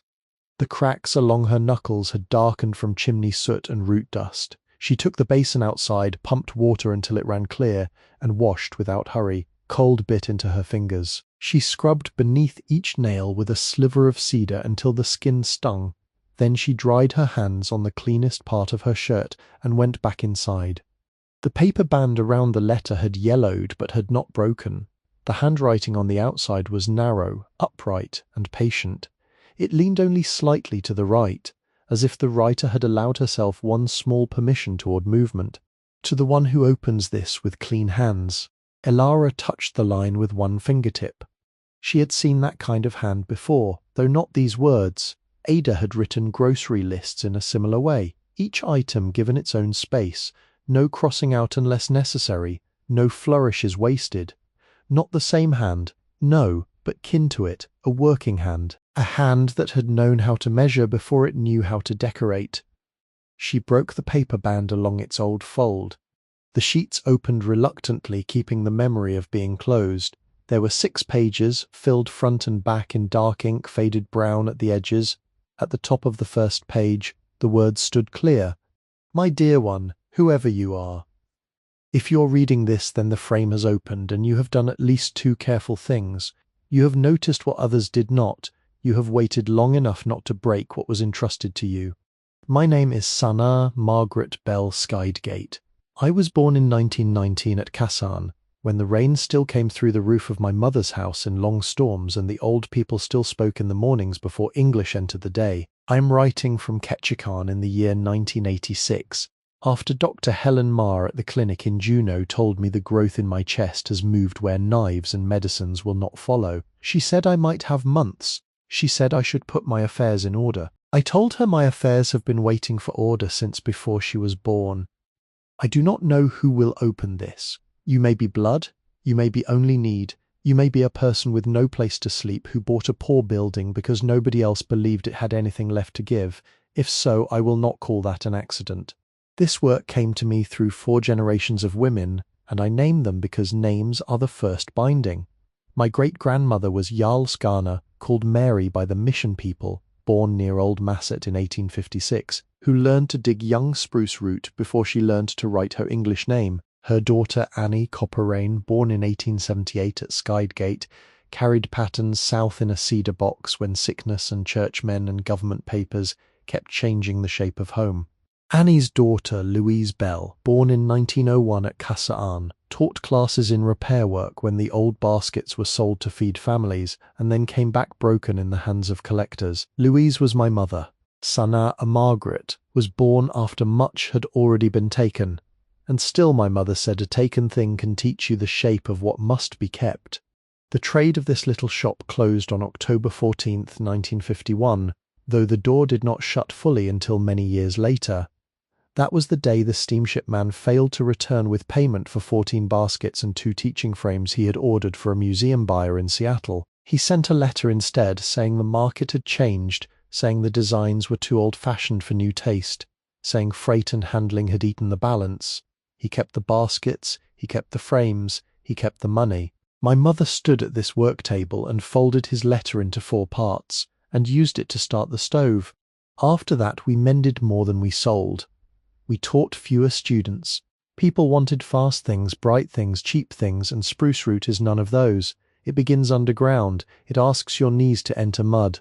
It asks your fingers to remember what machines cannot feel. For more than 30 years this room kept its silence except for rain, stove iron, and the hands of those few who came because they still knew hunger has cousins besides the belly. My husband, Thomas Bell, served in the Second World War, and came home with a cough that never left him after the Aleutian cold. My brother Henry did not come home from France in 1944. My son Joseph went to Korea, and returned with one good leg, and a sadness he hid in repair work. Do not let anyone tell you war ends when papers are signed. It lives in cupboards, in chair legs, in the way a man sits where he can see every door. If you mean to work the root, remember this. Dig after rain, when the soil gives without tearing. Choose young spruce, thumb thick or smaller, and never take more from one tree than it can forgive. Boil the roots at a low roll, not a hard rage. 1 hour for narrow roots, 90 minutes for those thicker than your finger. Peel while warm. Split first into halves, then quarters, then finer with tooth and thumb if your hands know the pressure. For teaching, keep strands between 2 and 3 millimeters. For rim work, 4 may serve. Keep a damp cloth over all prepared material. Dryness is impatience wearing another face. For softening old root, soak in warm water no hotter than a careful hand can bear, about 110 degrees, with 1 spoon of sea salt to a quart if the fibre has lost memory. Do not leave it overnight unless you want weakness. 2 hours, then test. For colour, alder bark gives red-brown if simmered slowly, 3 parts bark to 10 parts water, never boiled hard. Hemlock gives a yellow that fades unless fixed with patience and shade. Black is not made by anger. Use iron water sparingly. Too much turns the strand brittle. The diagonal twill begins with discipline. 2 over, 2 under, always watching the lean. Let the shape rise from equal tension. If one side climbs faster, do not blame the basket. Your hand has hurried. Undo before pride makes the mistake permanent. I have put money here, not as wealth, but as time. Time to eat while learning. Time to mend a roof before selling your labour cheaply. Time to refuse one cruel bargain. Spend slowly. Count in daylight. Keep some hidden for the next person whose hands shake when she arrives. The birch bark roll carries 15 patterns my mother said should not be lost entirely. Some are for teaching only, some are not to be sold. Read the meanings before you use the forms. A pattern without its story is a bird without bones. Inheritance is not the same as possession. Possession says mine and closes the hand. Inheritance says mine to tend and opens it again. You may not be ready, no one is. Readiness comes after the first careful act, then the second, then the 100th, until the work has remade the worker as surely as the worker remakes the house. Behind the shed where the shore spruce leans toward the inlet, I drove a copper nail into the trunk at shoulder height, and hung Thomas's small storm lantern there, the last winter he was alive. If the nail remains, look beneath it. Not everything I could not say belonged inside this frame. I have been alone many years, but I do not call that empty. Empty is when a thing has no purpose left. This house has purpose. It kept tools, it kept instructions, it kept money from greedy hands, it kept silence until someone came who could hear more than weather. The house is not empty. It has been waiting. You are welcome here. Sanar, Margaret Bell, Skyder Gate. March 3, 1986. Elara read the letter once without moving except to turn the pages. Then she read it again. The second reading was slower, not because the words were difficult, but because they had begun to place weight differently inside her. The shed around her seemed altered in the way a room alters after someone says a true thing aloud. The same boards remained, the same damp window, the same rain-softened sign above the door. Yet every object now had a line running backward from it, not vague and sentimental, but exact. A woman at a clinic in Juneau, a mother at a work table, a lost payment, a brother in France, a son returned changed, roots boiled at a low roll, money hidden as time. She folded the pages along their original creases, matching edge to edge, never forcing a corner that had gone soft with age. The paper band had broken, so she laid it inside the first fold instead of trying to fasten it again. Then she returned the letter to the tin box, but did not close the lid. The words needed air. Outside, the morning had cleared into a cold brightness that made every wet thing shine. Elara took the small flashlight and walked through the back door, careful of the step Mrs. Pike had warned her not to trust. The door opened onto a narrow strip of ground between shed and trees, where ferns had flattened under recent rain and moss rose thick over stones. The shore spruce stood just beyond, leaning toward the inlet as the letter had said. It was older than the trees around it, broad at the base, its bark plated and dark, its lower limbs twisted by wind from the water. At shoulder height, partly swallowed by living wood, a greenish copper nail remained. Nothing hung from it now. The trunk had grown around the metal, not rejecting it, not entirely accepting it, keeping it in the slow manner of trees. Elara placed her hand beneath the nail and searched the bark. At first she found only moss, then a hollow no larger than her palm hidden behind a curled shelf of bark. Inside it lay a metal hook black with age, and beneath the hook a small storm lantern, its glass smoked but whole, tucked into the sheltering fold of the trunk, as if someone had set it there yesterday and expected to return before dark. She lifted it carefully. The lantern was small, meant for hand or boat, with a wire handle and a brass plate nearly rubbed blank. A pinch of old wick remained inside. The fuel chamber smelled faintly sour when opened, dry but not ruined. Elara carried it back to the shed in both hands. On the work table, among the tools and wrapped bundles, the lantern looked like a last witness called forward. She cleaned the glass first with water and cloth, turning it slowly until the soot gave way in grey streaks.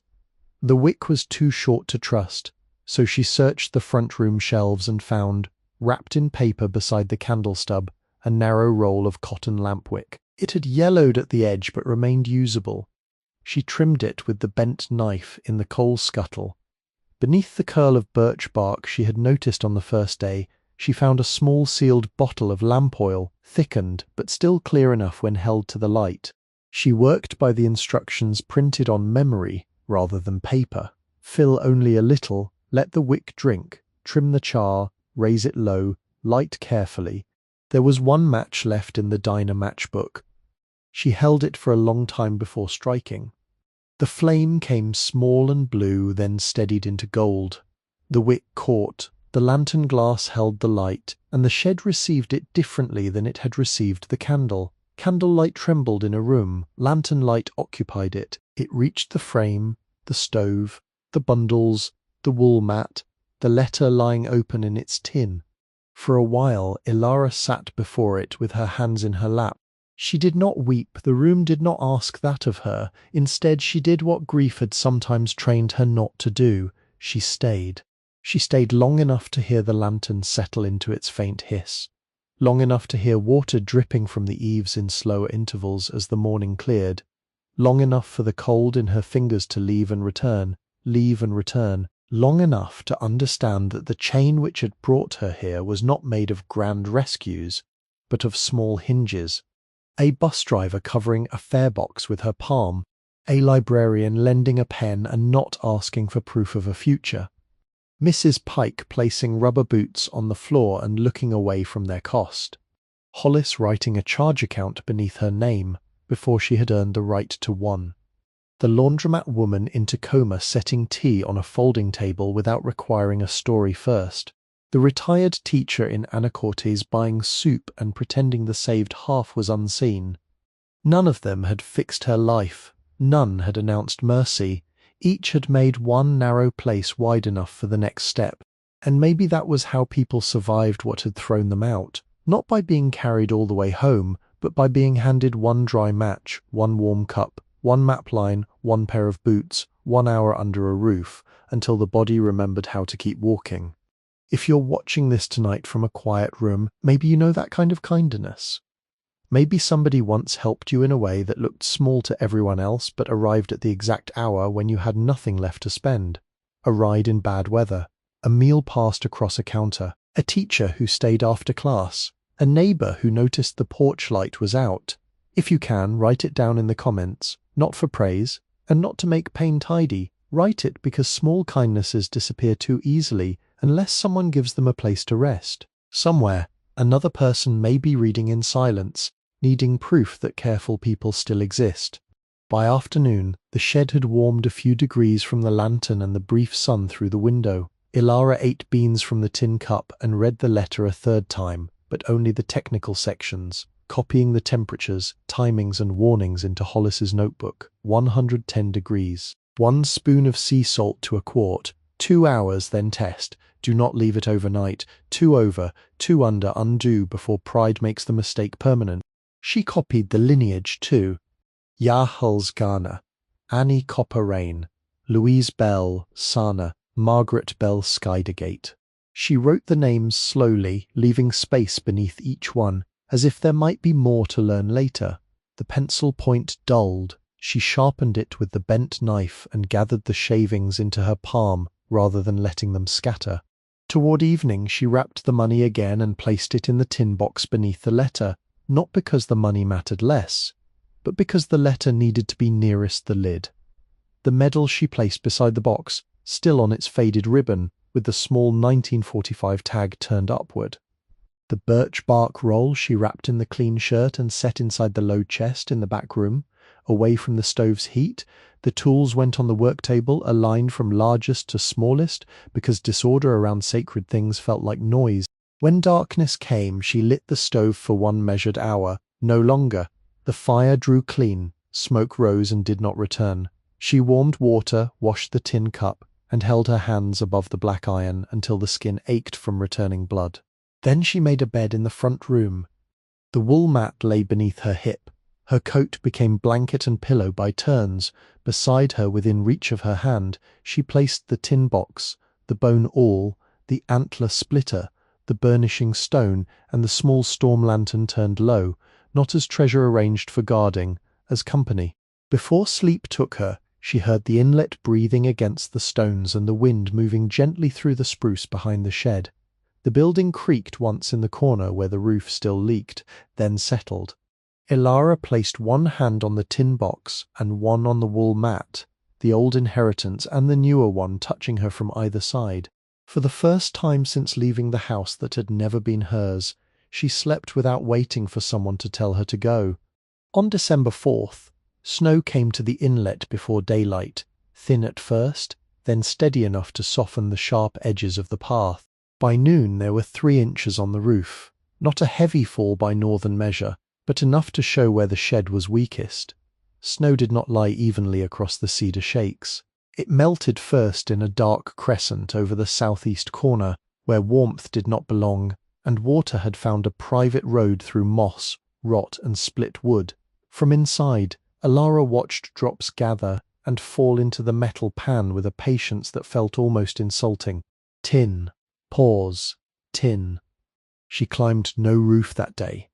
Instead, she sat at the work table with Hollis's repair manual, opened to the roofing chapter and read it 3 times. The first reading told her what words meant. The second showed her what order mattered. The third made clear what the chapter did not say but assumed a person already knew, that a roof was not one thing but a promise made in layers. She measured the shed in the dry hours after the snow stopped. 16 feet across the front, 22 feet along the side, a low pitch uneven from age, with the rear slope patched in rusted corrugated metal that had been fastened with nails now lifted proud from the surface. She drew the roof twice in the notebook and calculated waste the way the manual instructed. Cedar shakes could wait. She needed dry cover before beauty. At Rainbird Hardware, Hollis watched her unfold the paper on his counter. "Numbers first," he said.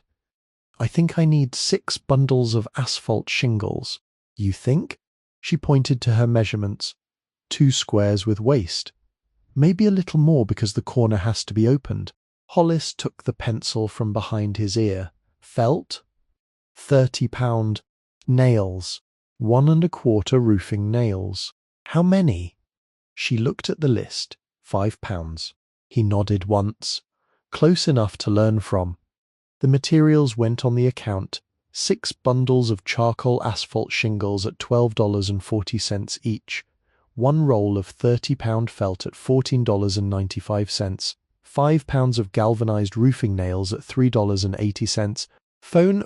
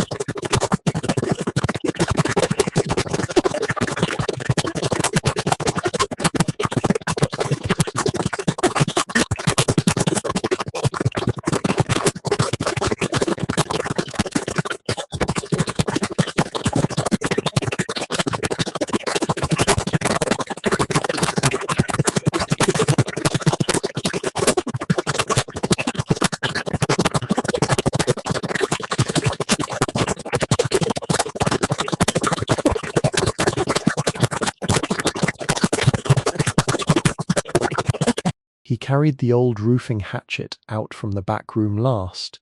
It had a square pole, a worn cutting edge, and a handle polished nearly black where generations of grip had darkened the wood. A notch in the head served for pulling nails. The leather sheath had cracked but still held. "This belonged to my wife's father," Hollis said. "He roofed half the houses south of town after the war. Do not leave it in the rain." Elara did not reach for it at once.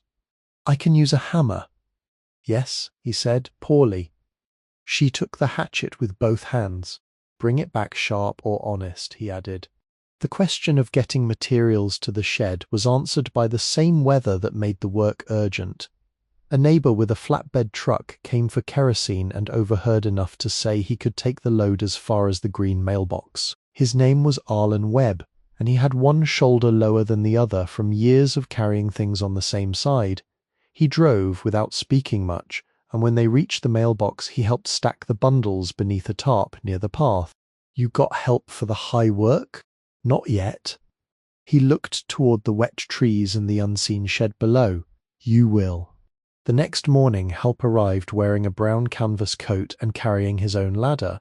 His name was Everett Sloane. He He was 76, though his movements, while slow, had no waste in them. His face was narrow, weathered into clean planes, with white brows so thick they shaded his eyes. He had roofed before his knees turned unreliable, he told her, and he no longer took money because taking money made people believe they could hurry him. "Hollis said you bought trouble," he said. "Yes, sir. Trouble needs staging."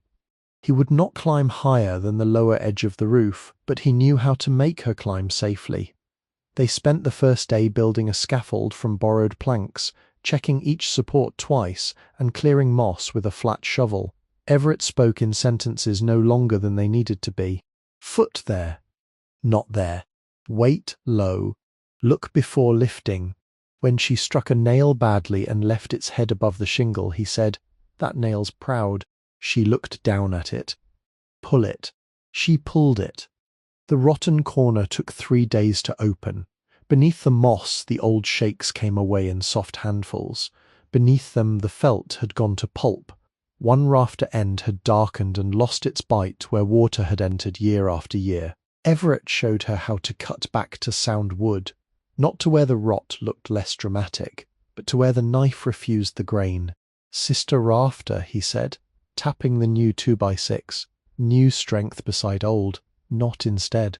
They fitted the board against the existing rafter, clamped it with borrowed iron clamps, drilled pilot holes, and fastened it with carriage bolts Hollis had added to the account without asking permission. Everett made her tighten each nut in sequence, little by little, so the new board drew in evenly.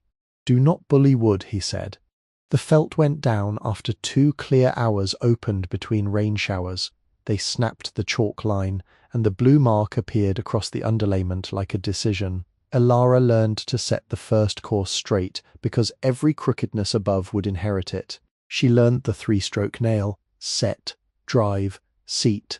Not 4 timid taps, not 1 brutal blow, 3 honest strikes when the arm knew its length. Again, Everett said. She drove another, better. For 11 days they worked in fragments of weather. Rain stopped them, wind stopped them. One morning sleet silvered the ladder and Everett sent her inside before she argued. They drank coffee from her chipped mug and a jar he brought in his coat pocket, passing the warmth back and forth while the stove ticked behind them. By mid-December the roof held. It was not beautiful. The shingles were plain and dark against the old cedar siding, and the lines showed the hand of a beginner under the eye of an exact man, but when the next rain came hard from the southeast, the metal pan beneath the old leak remained empty. Elara stood under the repaired corner and listened. No drip answered. Everett came inside, looked up once, and nodded. "Roof will teach the rest," he said. Then he took his ladder and went home before she could say too much. January made the chimney honest. Cold entered the shed with a cleaner edge after New Year's, and the stove became less comfort than necessity. Elara had learnt the fire's moods by then, how dry cedar caught too quickly, how older burned with steadier manners, how a coal bed could be kept small enough for safety and large enough to take the wet blue from her hands. But each time the stove warmed, the chimney revealed another complaint. The bricks above the roofline had begun to spall. Thin faces broke away in shallow red flakes, leaving rougher clay beneath. Mortar powdered under her fingertip where it should have held. On certain cold mornings before the stove drew properly, smoke hesitated near the pipe collar and pressed a grey breath back into the room. She wrote in the notebook, "Chimney not yet trustworthy." Hollis read the line when she brought it to the store. "Good," he said. "Good. You noticed before it failed." He took her outside behind Rainbird Hardware, where sacks of masonry lime and sand were kept under a corrugated roof. From a shelf high in the storeroom, he brought down a half-used bag marked hydraulic lime, stiff with age but dry inside. Beside it he set fire clay, clean sand, a pointing trowel, a brick jointer, and a wire brush. "For old masonry, do not make the repair harder than the thing repaired," he said. "Portland cement can break old brick. You want a mortar that moves some." He wrote the mix on a scrap of cardboard. 2 parts clean sand, 1 part hydraulic lime, 1/2 part fire clay near heat, water by feel, not by drowning, Peanut butter, not soup. Peanut butter, Elara repeated. Without lunch in it. The work began in temperatures that stayed in the 20s, cold enough that water in the basin skimmed with ice if left near the back room overnight. She waited for the warmer parts of each day, though warmer meant only that her breath clouded less violently. The chimney above the roof could not be worked during hard freeze or steady rain, so she began inside with the pipe collar and the lower masonry. She brushed out loose mortar until the joints were clean and square. She misted the brick lightly because Hollis had warned that dry brick would steal water from the mix. She pressed mortar into the gaps with the pointing trowel, packing from the back forward, then tooled the joint smooth with the rounded jointer. Every motion had to be deliberate. Too much pressure dragged the mix out. Too little left an air pocket. Her first joints were ugly, ridged and uneven. By the 5th day, they began to look less ashamed. Her fingers went numb every 15 minutes. She tried gloves, but they made her clumsy. She tried working bare-handed longer, but the cold entered the skin and stayed. So she made a rhythm, 15 minutes pointing, 2 minutes with hands wrapped around the warm mug, 15 minutes brushing, 2 minutes near the stove, 15 minutes mixing, then write what had been done before. Fatigue could make it flattering. Outside work took longer. Everett returned twice, not to climb, but to stand below and instruct while she worked from the scaffold. He watched her remove powdered mortar from between bricks, his chin tucked deep into his scarf. "Do not chase every flaw," he said. "Chase failure." She learned the difference. A hairline crack could wait if the joint remained firm. A deep gap could not. A brick face gone shallow could remain if the body behind it held. A brick soft all the way through had to be replaced, and Hollis found 3 salvaged bricks in the back lot, close enough in age and size that they would not shame the chimney by looking new. The mortar cured slowly in the cold. She covered the repaired sections with burlap at night and kept them damp enough but not wet. 3 weeks passed in work that did not show from the road and barely showed from the path. Her nails cracked, the skin along her wrists reddened. Ash settled into every cuff. She smelled of lime, soot, and wool. Late in January, on a still evening with the temperature at 28 degrees, she lit the test fire. No more than kindling at first, then a split of alder, then 2. She went outside and stood in the snow crust below the repaired stack. Smoke rose clean from the chimney, pale against the blue darkening sky. It did not leak at the roof line. It did not drift from the pipe collar. It climbed. Inside, the stove made its old iron ticking sound, the sound of heat entering a thing that had not forgotten how to hold it. Elara warmed beans in the tin cup and sat on the floor while the room gathered itself around the fire. The repaired joints would need watching, as all old repairs did. Nothing was finished forever. But that night, for the first time, she slept with the stove banked low until midnight and woke to a room that still remembered warmth. The floors had waited under everything. Under soot, under needles, under mouse straw, under wet boot tracks and the chalk dust of roof work, the white pine planks remained. They were not fine in the way furniture was fine. They were wide, practical boards, hand-cut and fastened with rose-head nails that rose slightly from the grain like dark, patient stars. Near the doorway, water had raised the surface. Near the stove, ash had darkened the wood almost black. In the back room where the weaving frames stood, the floor had a dry grey cast, as if light had been absent there so long the boards had stopped expecting it. Elara did not begin sanding until the roof and chimney had both proved themselves through weather. Hollis rented the random orbit sander for $14 a day and made her sign twice for it. "Let the machine work," he said. "You steer, you do not punish." He sold her sandpaper in 3 grits, 80, 120, and 220. He added knee pads from the used bin and a bottle of mineral spirits for wiping dust. The finishing oil was more complicated. Tung oil cost too much. Linseed oil alone would darken and cure slowly in the damp. Hollis mixed advice the way he mixed mortar, with ratios that sounded like memory sharpened by use. First coat thinned. Half oil, half mineral spirits. Let it enter. Second coat less thin. Third coat straight if the room is warm enough. Wipe what does not soak. Always wipe. pottled oil is a lie. She chose a blend from what she could afford: boiled linseed oil with a small tin of tung oil, added for hardness, enough for 3 coats if she wasted none. The first sanding pass with 80 grit felt like violence until she saw what it revealed. The sander hummed hard through her arms. Dust rose despite the mask, coating the windowsill, the stove, her eyelashes. She moved with the grain where she could, slow overlapping passes, stopping often to set nail heads by hand with a punch Hollis had lent her. Each rosehead nail had to be respected, not ground away. She tapped them down just enough to spare the sanding pad, keeping their dark faces visible. The 80 grit removed the lifted fibers, old stains and splinters that had threatened her socks for weeks. It also revealed cuts, burns and scars she chose not to erase. A deep crescent near the work table where some heavy tool had fallen. A cluster of small marks by the stove, perhaps from a chair leg.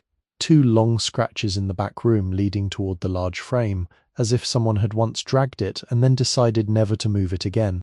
The 120 grit changed the floor from rough to open. The 220 made it quiet beneath her hand. By the end of the second day, every muscle from her shoulders to her ankles felt strung too tight. She swept, vacuumed with a borrowed shop vac, wiped with cloth dampened in mineral spirits, then waited for dust to settle and found more of it. Dust had patience too. She cleaned again. The first coat of oil turned the boards dark honey within minutes. Elara knelt with a rag folded in her palm and worked the oil into the grain in thin sections. It smelled warm and nutty, richer than the cold room deserved. The pine drank unevenly.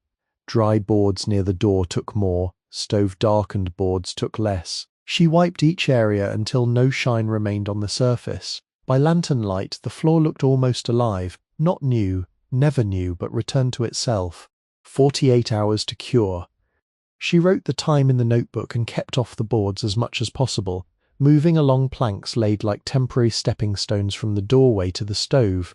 The second coat deepened the colour from honey to amber. The third drew out something darker in the heartwood, almost mahogany in the old scars and along the nail lines. Then came the bad morning. It arrived without storm, which made it harder to respect. The roof did not leak, the chimney drew, the floor was curing. There was no crisis to justify the heaviness that met her when she opened her eyes. Her body had been working beyond what hunger, cold and memory should have allowed, and that morning it refused all instruction. She sat up on the wool mat and could not make herself stand. Outside the tide was low. The inlet stones shone wet and dark. A great blue heron stood in the marsh grass beyond the shed, neck folded, one leg lifted with the grave deliberation of an elder, considering whether the world deserved another step. Elara watched it through the window. The manual lay open. The notebook waited. The sander had been returned. There were dishes to wash, firewood to split, a backroom shelf to clean, letters to copy, money to hide properly, a life to assemble from pieces too old and too new. She did none of it. She put on her coat, walked carefully around the curing floor, and went down to the marsh edge. The cold entered her boots where one had cracked near the ankle, but she stayed. The heron did not leave. It looked toward the water, then lifted its foot and placed it forward with such slow authority that Elara felt corrected without being scolded. All day she did not work. She sat on a stone above the tide line until rain began to freckle the inlet. She ate nothing until evening. She drank water. She watched the heron move 3 times, each movement separated by long silences. When the light began to fail, the bird opened its wide grey wings and rose, not hurried, not dramatic, simply done with standing. The next morning, Elara returned to the floor. The oil had cured clean. February entered through the windows because the windows had never learned to keep it out. There were 8 in all, 3 had no glass. Only warped frames covered with cardboard and old cloth someone had nailed from the inside years ago. 4 were cracked, each in its own character. 1 long diagonal line, 1 spiderweb center, 1 corner broken clean away, 1 pane holding together only because dirt and habit had convinced it to remain. The last window, in the back room above the storage shelf, still held its original glass. Hollis said it might have been made in 1888, not because the shed itself was that old in every board, but because buildings here inherited parts the way families inherited names. The pane had the slight waviness of hand-pulled glass, and when Elara moved before it, her reflection bent at the edges. "Do not replace that one," Hollis said. "I was not going to." "Good. Some light deserves its own age." The rest needed work before the next hard wind. She bought panes cut to size from Rainbird Hardware, each wrapped in brown paper and tied with string. DAP 33 glazing putty came in a small tub with a lid so tight Hollis had to open it the first time. She also bought glazing points, a narrow putty knife, and one coil of 1/4-inch cotton sash cord because 3 of the windows still had old counterweights hidden in their side pockets, useless since the cords had rotted away. Window work demanded a different patience than roofs or floors. Roofing had weight and weather in it, chimney repair had fire, floors had noise, windows asked for hands that could be firm without insult. Elara removed brittle putty with the bent knife and a dull chisel, warming stubborn sections near the stove before scraping them clean. She pulled glazing points with needle-nose pliers. She lifted broken glass out in pieces and wrapped them in newspaper, marking the bundle sharp in pencil, though no one else lived there to be warned. The first pane she set badly.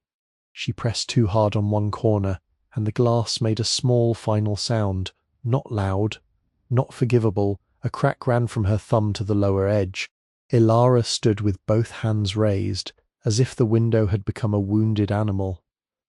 Hollis, when she carried the cracked pane back to town, did not scold her.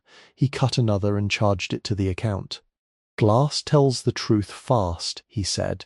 The second time she seated the pane on a thin bed of putty, placed the glazing points lightly, then pressed them into the wood with the putty knife.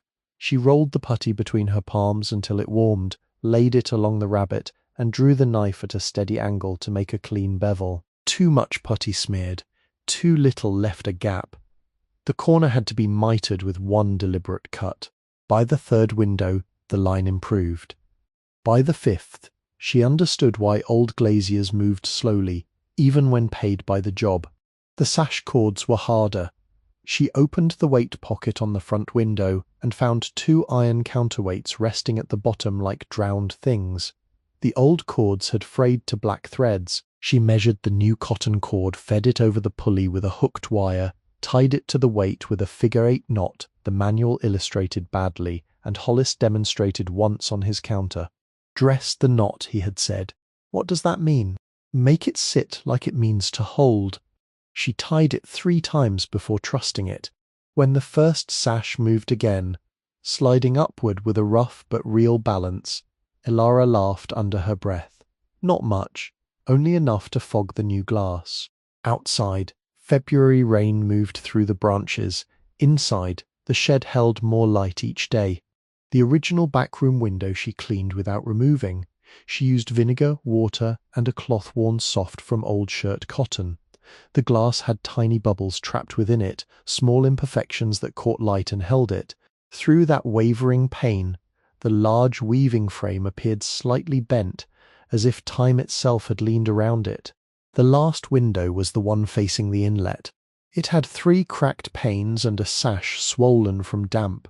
Elara worked on it over 2 days, planing the edge carefully, sanding, fitting, removing, fitting again. The final pane went in on a clear afternoon rare enough to quiet even the gulls. Sun touched the water and came back silver into the room. As she pressed the last glazing point into place, a chickadee landed on the branch of the shore spruce outside. It was very small, round against the cold black cap neat as ink. It turned its head once toward Elara, then toward the inlet, then back again. For a few breaths, bird and woman and window remained in their separate countries, each looking through what had been broken and remade. Elara smoothed the last bevel of putty with the knife. The chickadee lifted and vanished into the spruce. She stayed by the window until the sun moved off the water, watching the clean glass hold the room without closing it away from the world. 2 winters later, on December 12, 2024, Elara finished her first basket before the light left the inlet. Snow had been falling since morning, not hard, only steadily, laying itself on the repaired roof with the composure of a thing that trusted the house beneath it. The 8 windows held the weather outside. The chimney drew clean. The floor dark honey along the old traffic paths, and nearly mahogany near the stove, reflected a low amber light from the fire. On the work table beneath the window facing the water, the basket stood no taller than a teacup. It was not perfect. One corner of the diagonal twill leaned a little too eagerly.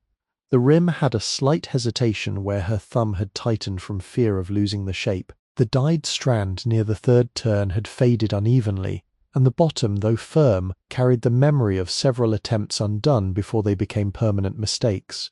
But it held. Elara set both hands flat on the table and looked at it for a long while.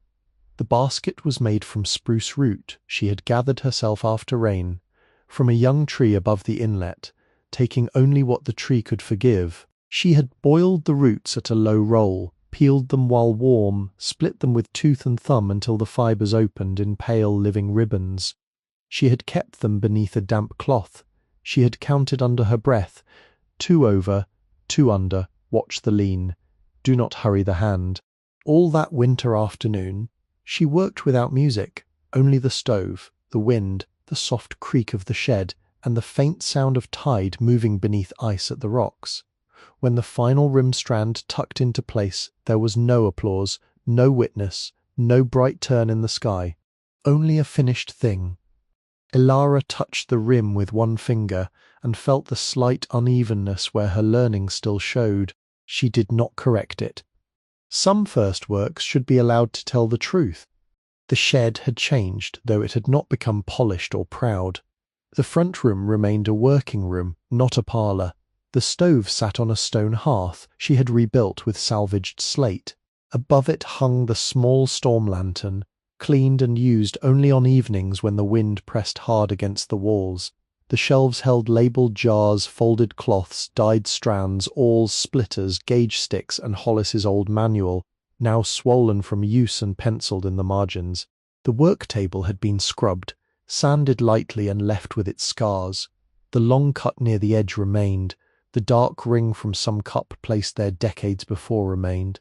The mark where Elara had first counted the hidden money was still visible if the winter light entered from the side. She did not hide it with oil. It belonged to the table's record. The back room held the weaving frames. The 2 smaller ones had been repaired with new pegs. The largest, the Sitka spruce frame with the hidden base, stood upright now, no longer leaned against the wall like a tired witness. Its compartment was empty except for a cedar shaving and a handwritten note Elara had placed there herself. Not all inheritance is meant to stay hidden. The birch bark roll rested in a cedar box lined with cloth. The metal had been cleaned only enough to stop corrosion. The letter remained in the tin box wrapped in acid-free paper she had ordered from a museum supply catalogue after saving for 3 months. The money was no longer under the frame. Most of it had gone nowhere. That had been the hardest discipline. People imagined sudden money moving like a river, but Elara had treated it as stored winter. She spent 3 silver coins first, and only after writing the reason in the notebook. 1 for sash cord and glazing points when the account had grown too large, 1 for lamp oil and flour in a week of deep cold, 1 for paper, archival sleeves, and postage to write to an elder who could help her read the Haida text properly. Later, she used 2 bills for permits when the borough required them, and 1 worn $5 note for a used wool blanket from the church sale. The rest she sealed in oilcloth, placed in a metal lockbox, and lodged with Mrs. Pike at the borough office under a simple agreement written plainly enough for any honest person to understand. For the next one, that was the phrase on the envelope. Not beneficiary, not owner, not claimant. The next one. Mrs. Pike had read those words twice before filing the paper. "You are young to be thinking that far ahead," she had said. Elara had looked out the office window toward the rain-dark street. Somebody else did. The brass key came back into her life on a cold afternoon when snowmelt had made the path slick and the creek loud beneath the roots. She had found it the year before in a small oak box wedged beneath the 3rd step of the cellar stairs, along with a tin-type photograph from 1903. The photograph showed a young woman standing in front of this very shed. though the sign above the door had been newer then, and the trees behind it thinner. The woman held an antler splitter in one hand and a coil of spruce root in the other. Her face had startled Elara so badly that she had sat down on the cellar step and nearly dropped the lamp. Not the same face, but close enough to trouble the breath. On the back, in faded ink, someone had written, Annie Copperaine, daughter of Louise's motherline, age 25, summer of 1903. The brass key had a bow shaped like a form-line ovoid, worn smooth along one side by fingers long gone. For more than a year it had sat on the mantel, beside the service medal and the black burnishing stone, belonging everywhere and opening nothing. Then on December 18th, after finishing the basket and setting it beneath a cloth, Elara took the storm lantern outside because the wind had dropped and the snow had stopped. She walked behind the shed to the shore spruce where the copper nail still held its green place in the bark. The tree had thickened around old wounds. It had swallowed part of the nail. It had kept the hollow where the lantern once rested. Below that hollow, lower than Elara had searched the first time, a brass plate lay nearly hidden beneath moss and bark fold, tarnished to the colour of shadow. She cleared it with her thumb. At its centre was a keyhole. The brass key entered as if it had been waiting for the sound. It turned with difficulty, then with a soft internal release that travelled through the wood beneath her palm. A narrow door no wider than her hand opened within the trunk. Inside was a wrapped bundle, dry and impossible. Elara carried it back to the shed before opening it. She set it on the work table, lit the lantern, and folded the cloth away layer by layer. At the centre lay a folded 48-star American flag, small enough to have been a burial or service flag, though no paper proved it. Beneath the flag rested a note written in a hand different from Sanaa Margaret's, older, heavier, with ink that had browned but held. June 8th, 1945. For Thomas, if he comes home before I do, and for any daughter who keeps the work after us. This flag was given into my keeping when Henry's notice came from France. I could not bear to place it where grief would make a room of it, and I could not bear to give it away.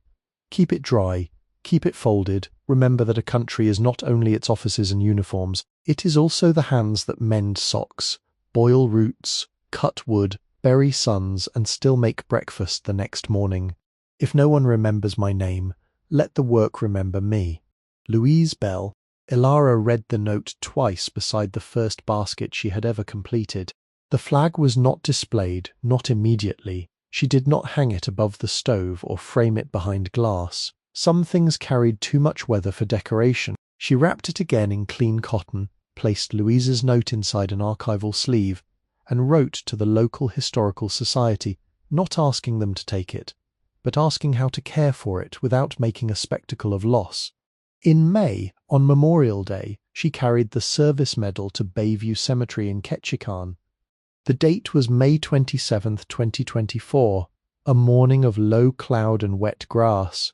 She did not know where Henry rested, only that the notice had come from France and that Louise had folded grief into a tree because there had been no grave near enough to visit. So Elara went to the veterans section and stood near the rows of markers while rain gathered on her coat sleeves. She brought no speech.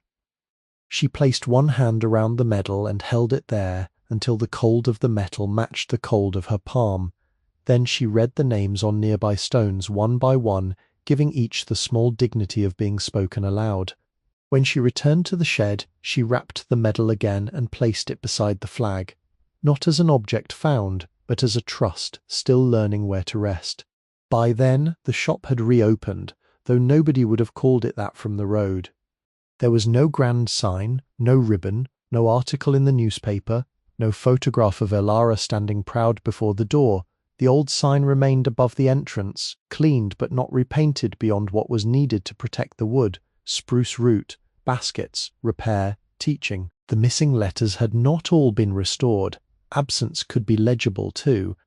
The first public notice was an index card pinned to the corkboard at Doris's cafe downtown. Spruce root, repair, and small teaching circles. By appointment, slow work, honest questions welcome.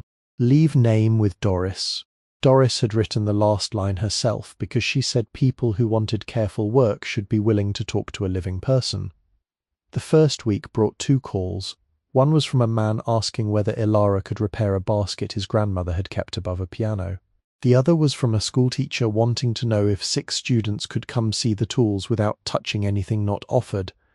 By the second winter, the mailing list had 43 names. Elara kept it in a small notebook, not on a machine. Names, phone numbers, who had a basket needing repair, who wanted a lesson, who had family stories attached to objects, who only wanted to sit near the stove and hear how root became strand.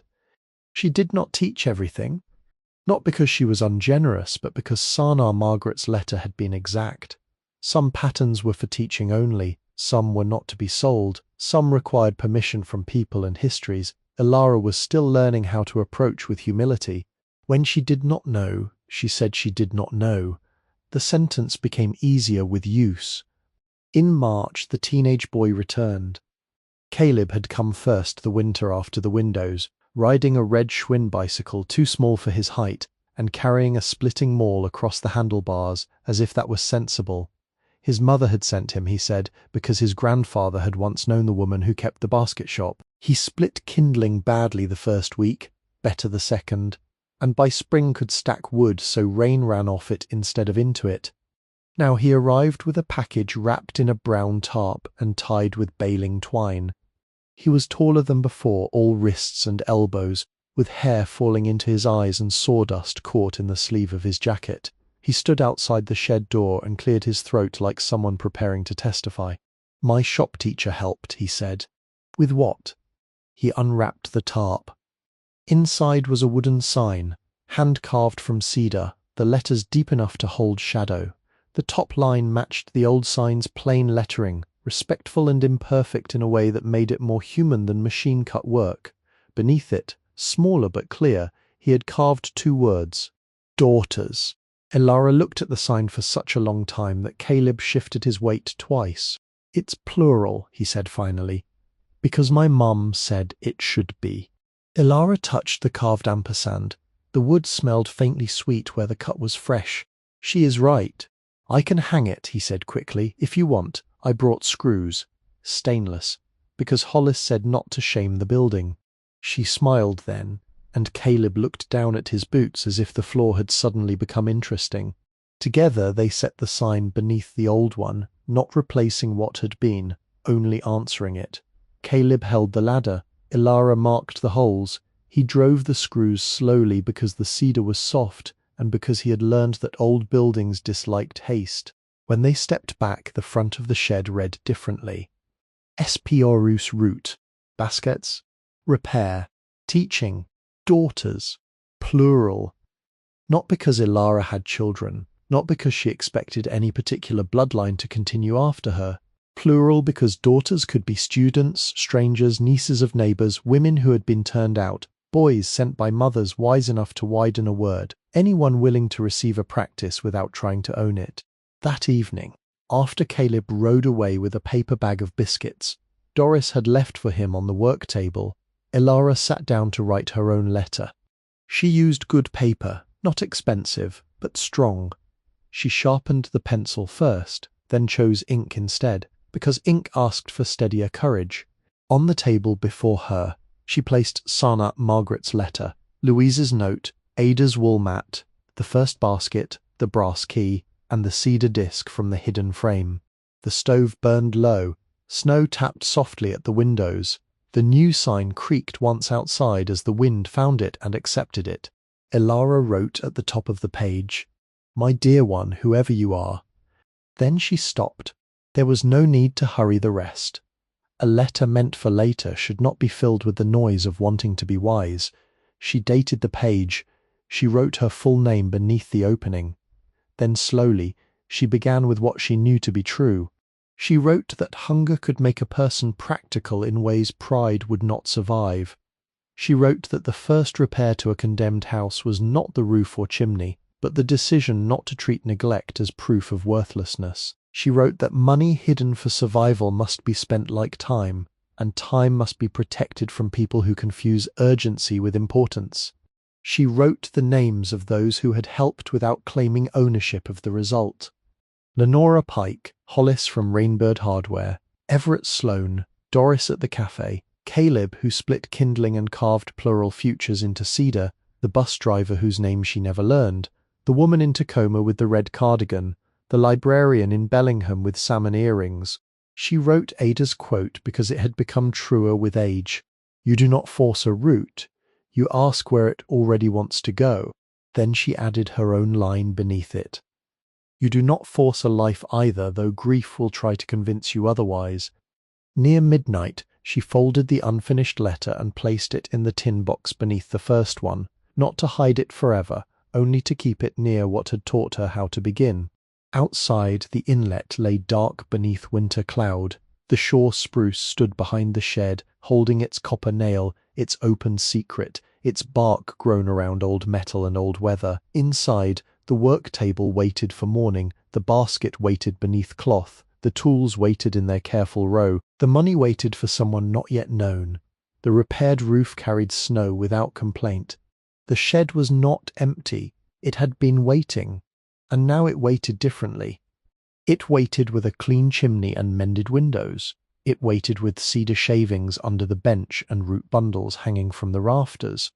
It waited with a list of names in a notebook, a small class scheduled after New Year's, and a sign that widened the doorway without changing the frame. It waited the way honest things wait, not idly, but with purpose kept in reserve. A spruce root basket shed waits. It has always waited. And far downtown, in the borough clerk's office, Mrs. Pike kept one small reminder in the back of her desk drawer. It was the first dollar bill from Elara's $4 payment, the soft one with the worn corner nearly rubbed through. She had meant to deposit it properly, but on the day the deed was stamped, something in her had refused, so she placed it beneath the tray of brass paper clips, folded once with a note wrapped around it in her own careful hand. Basket shed payment. First dollar do not discard. Sometimes, when rain filled the gutters and the office grew tired with permits, complaints, and maps that never told the whole truth, Mrs. Pike opened the drawer and looked at that dollar. Not as money, as evidence. A condemned building had been bought with almost nothing. A young woman had walked down a flooded path. A locked frame had opened. A dead woman's letter had found living hands. A roof had learned to hold snow again. A sign had grown 2 more words. And somewhere beyond the office windows, past the wet streets and harbour lights, the little shed above the inlet kept its patient work, gathering silence, weather, and human care into something strong enough to pass on.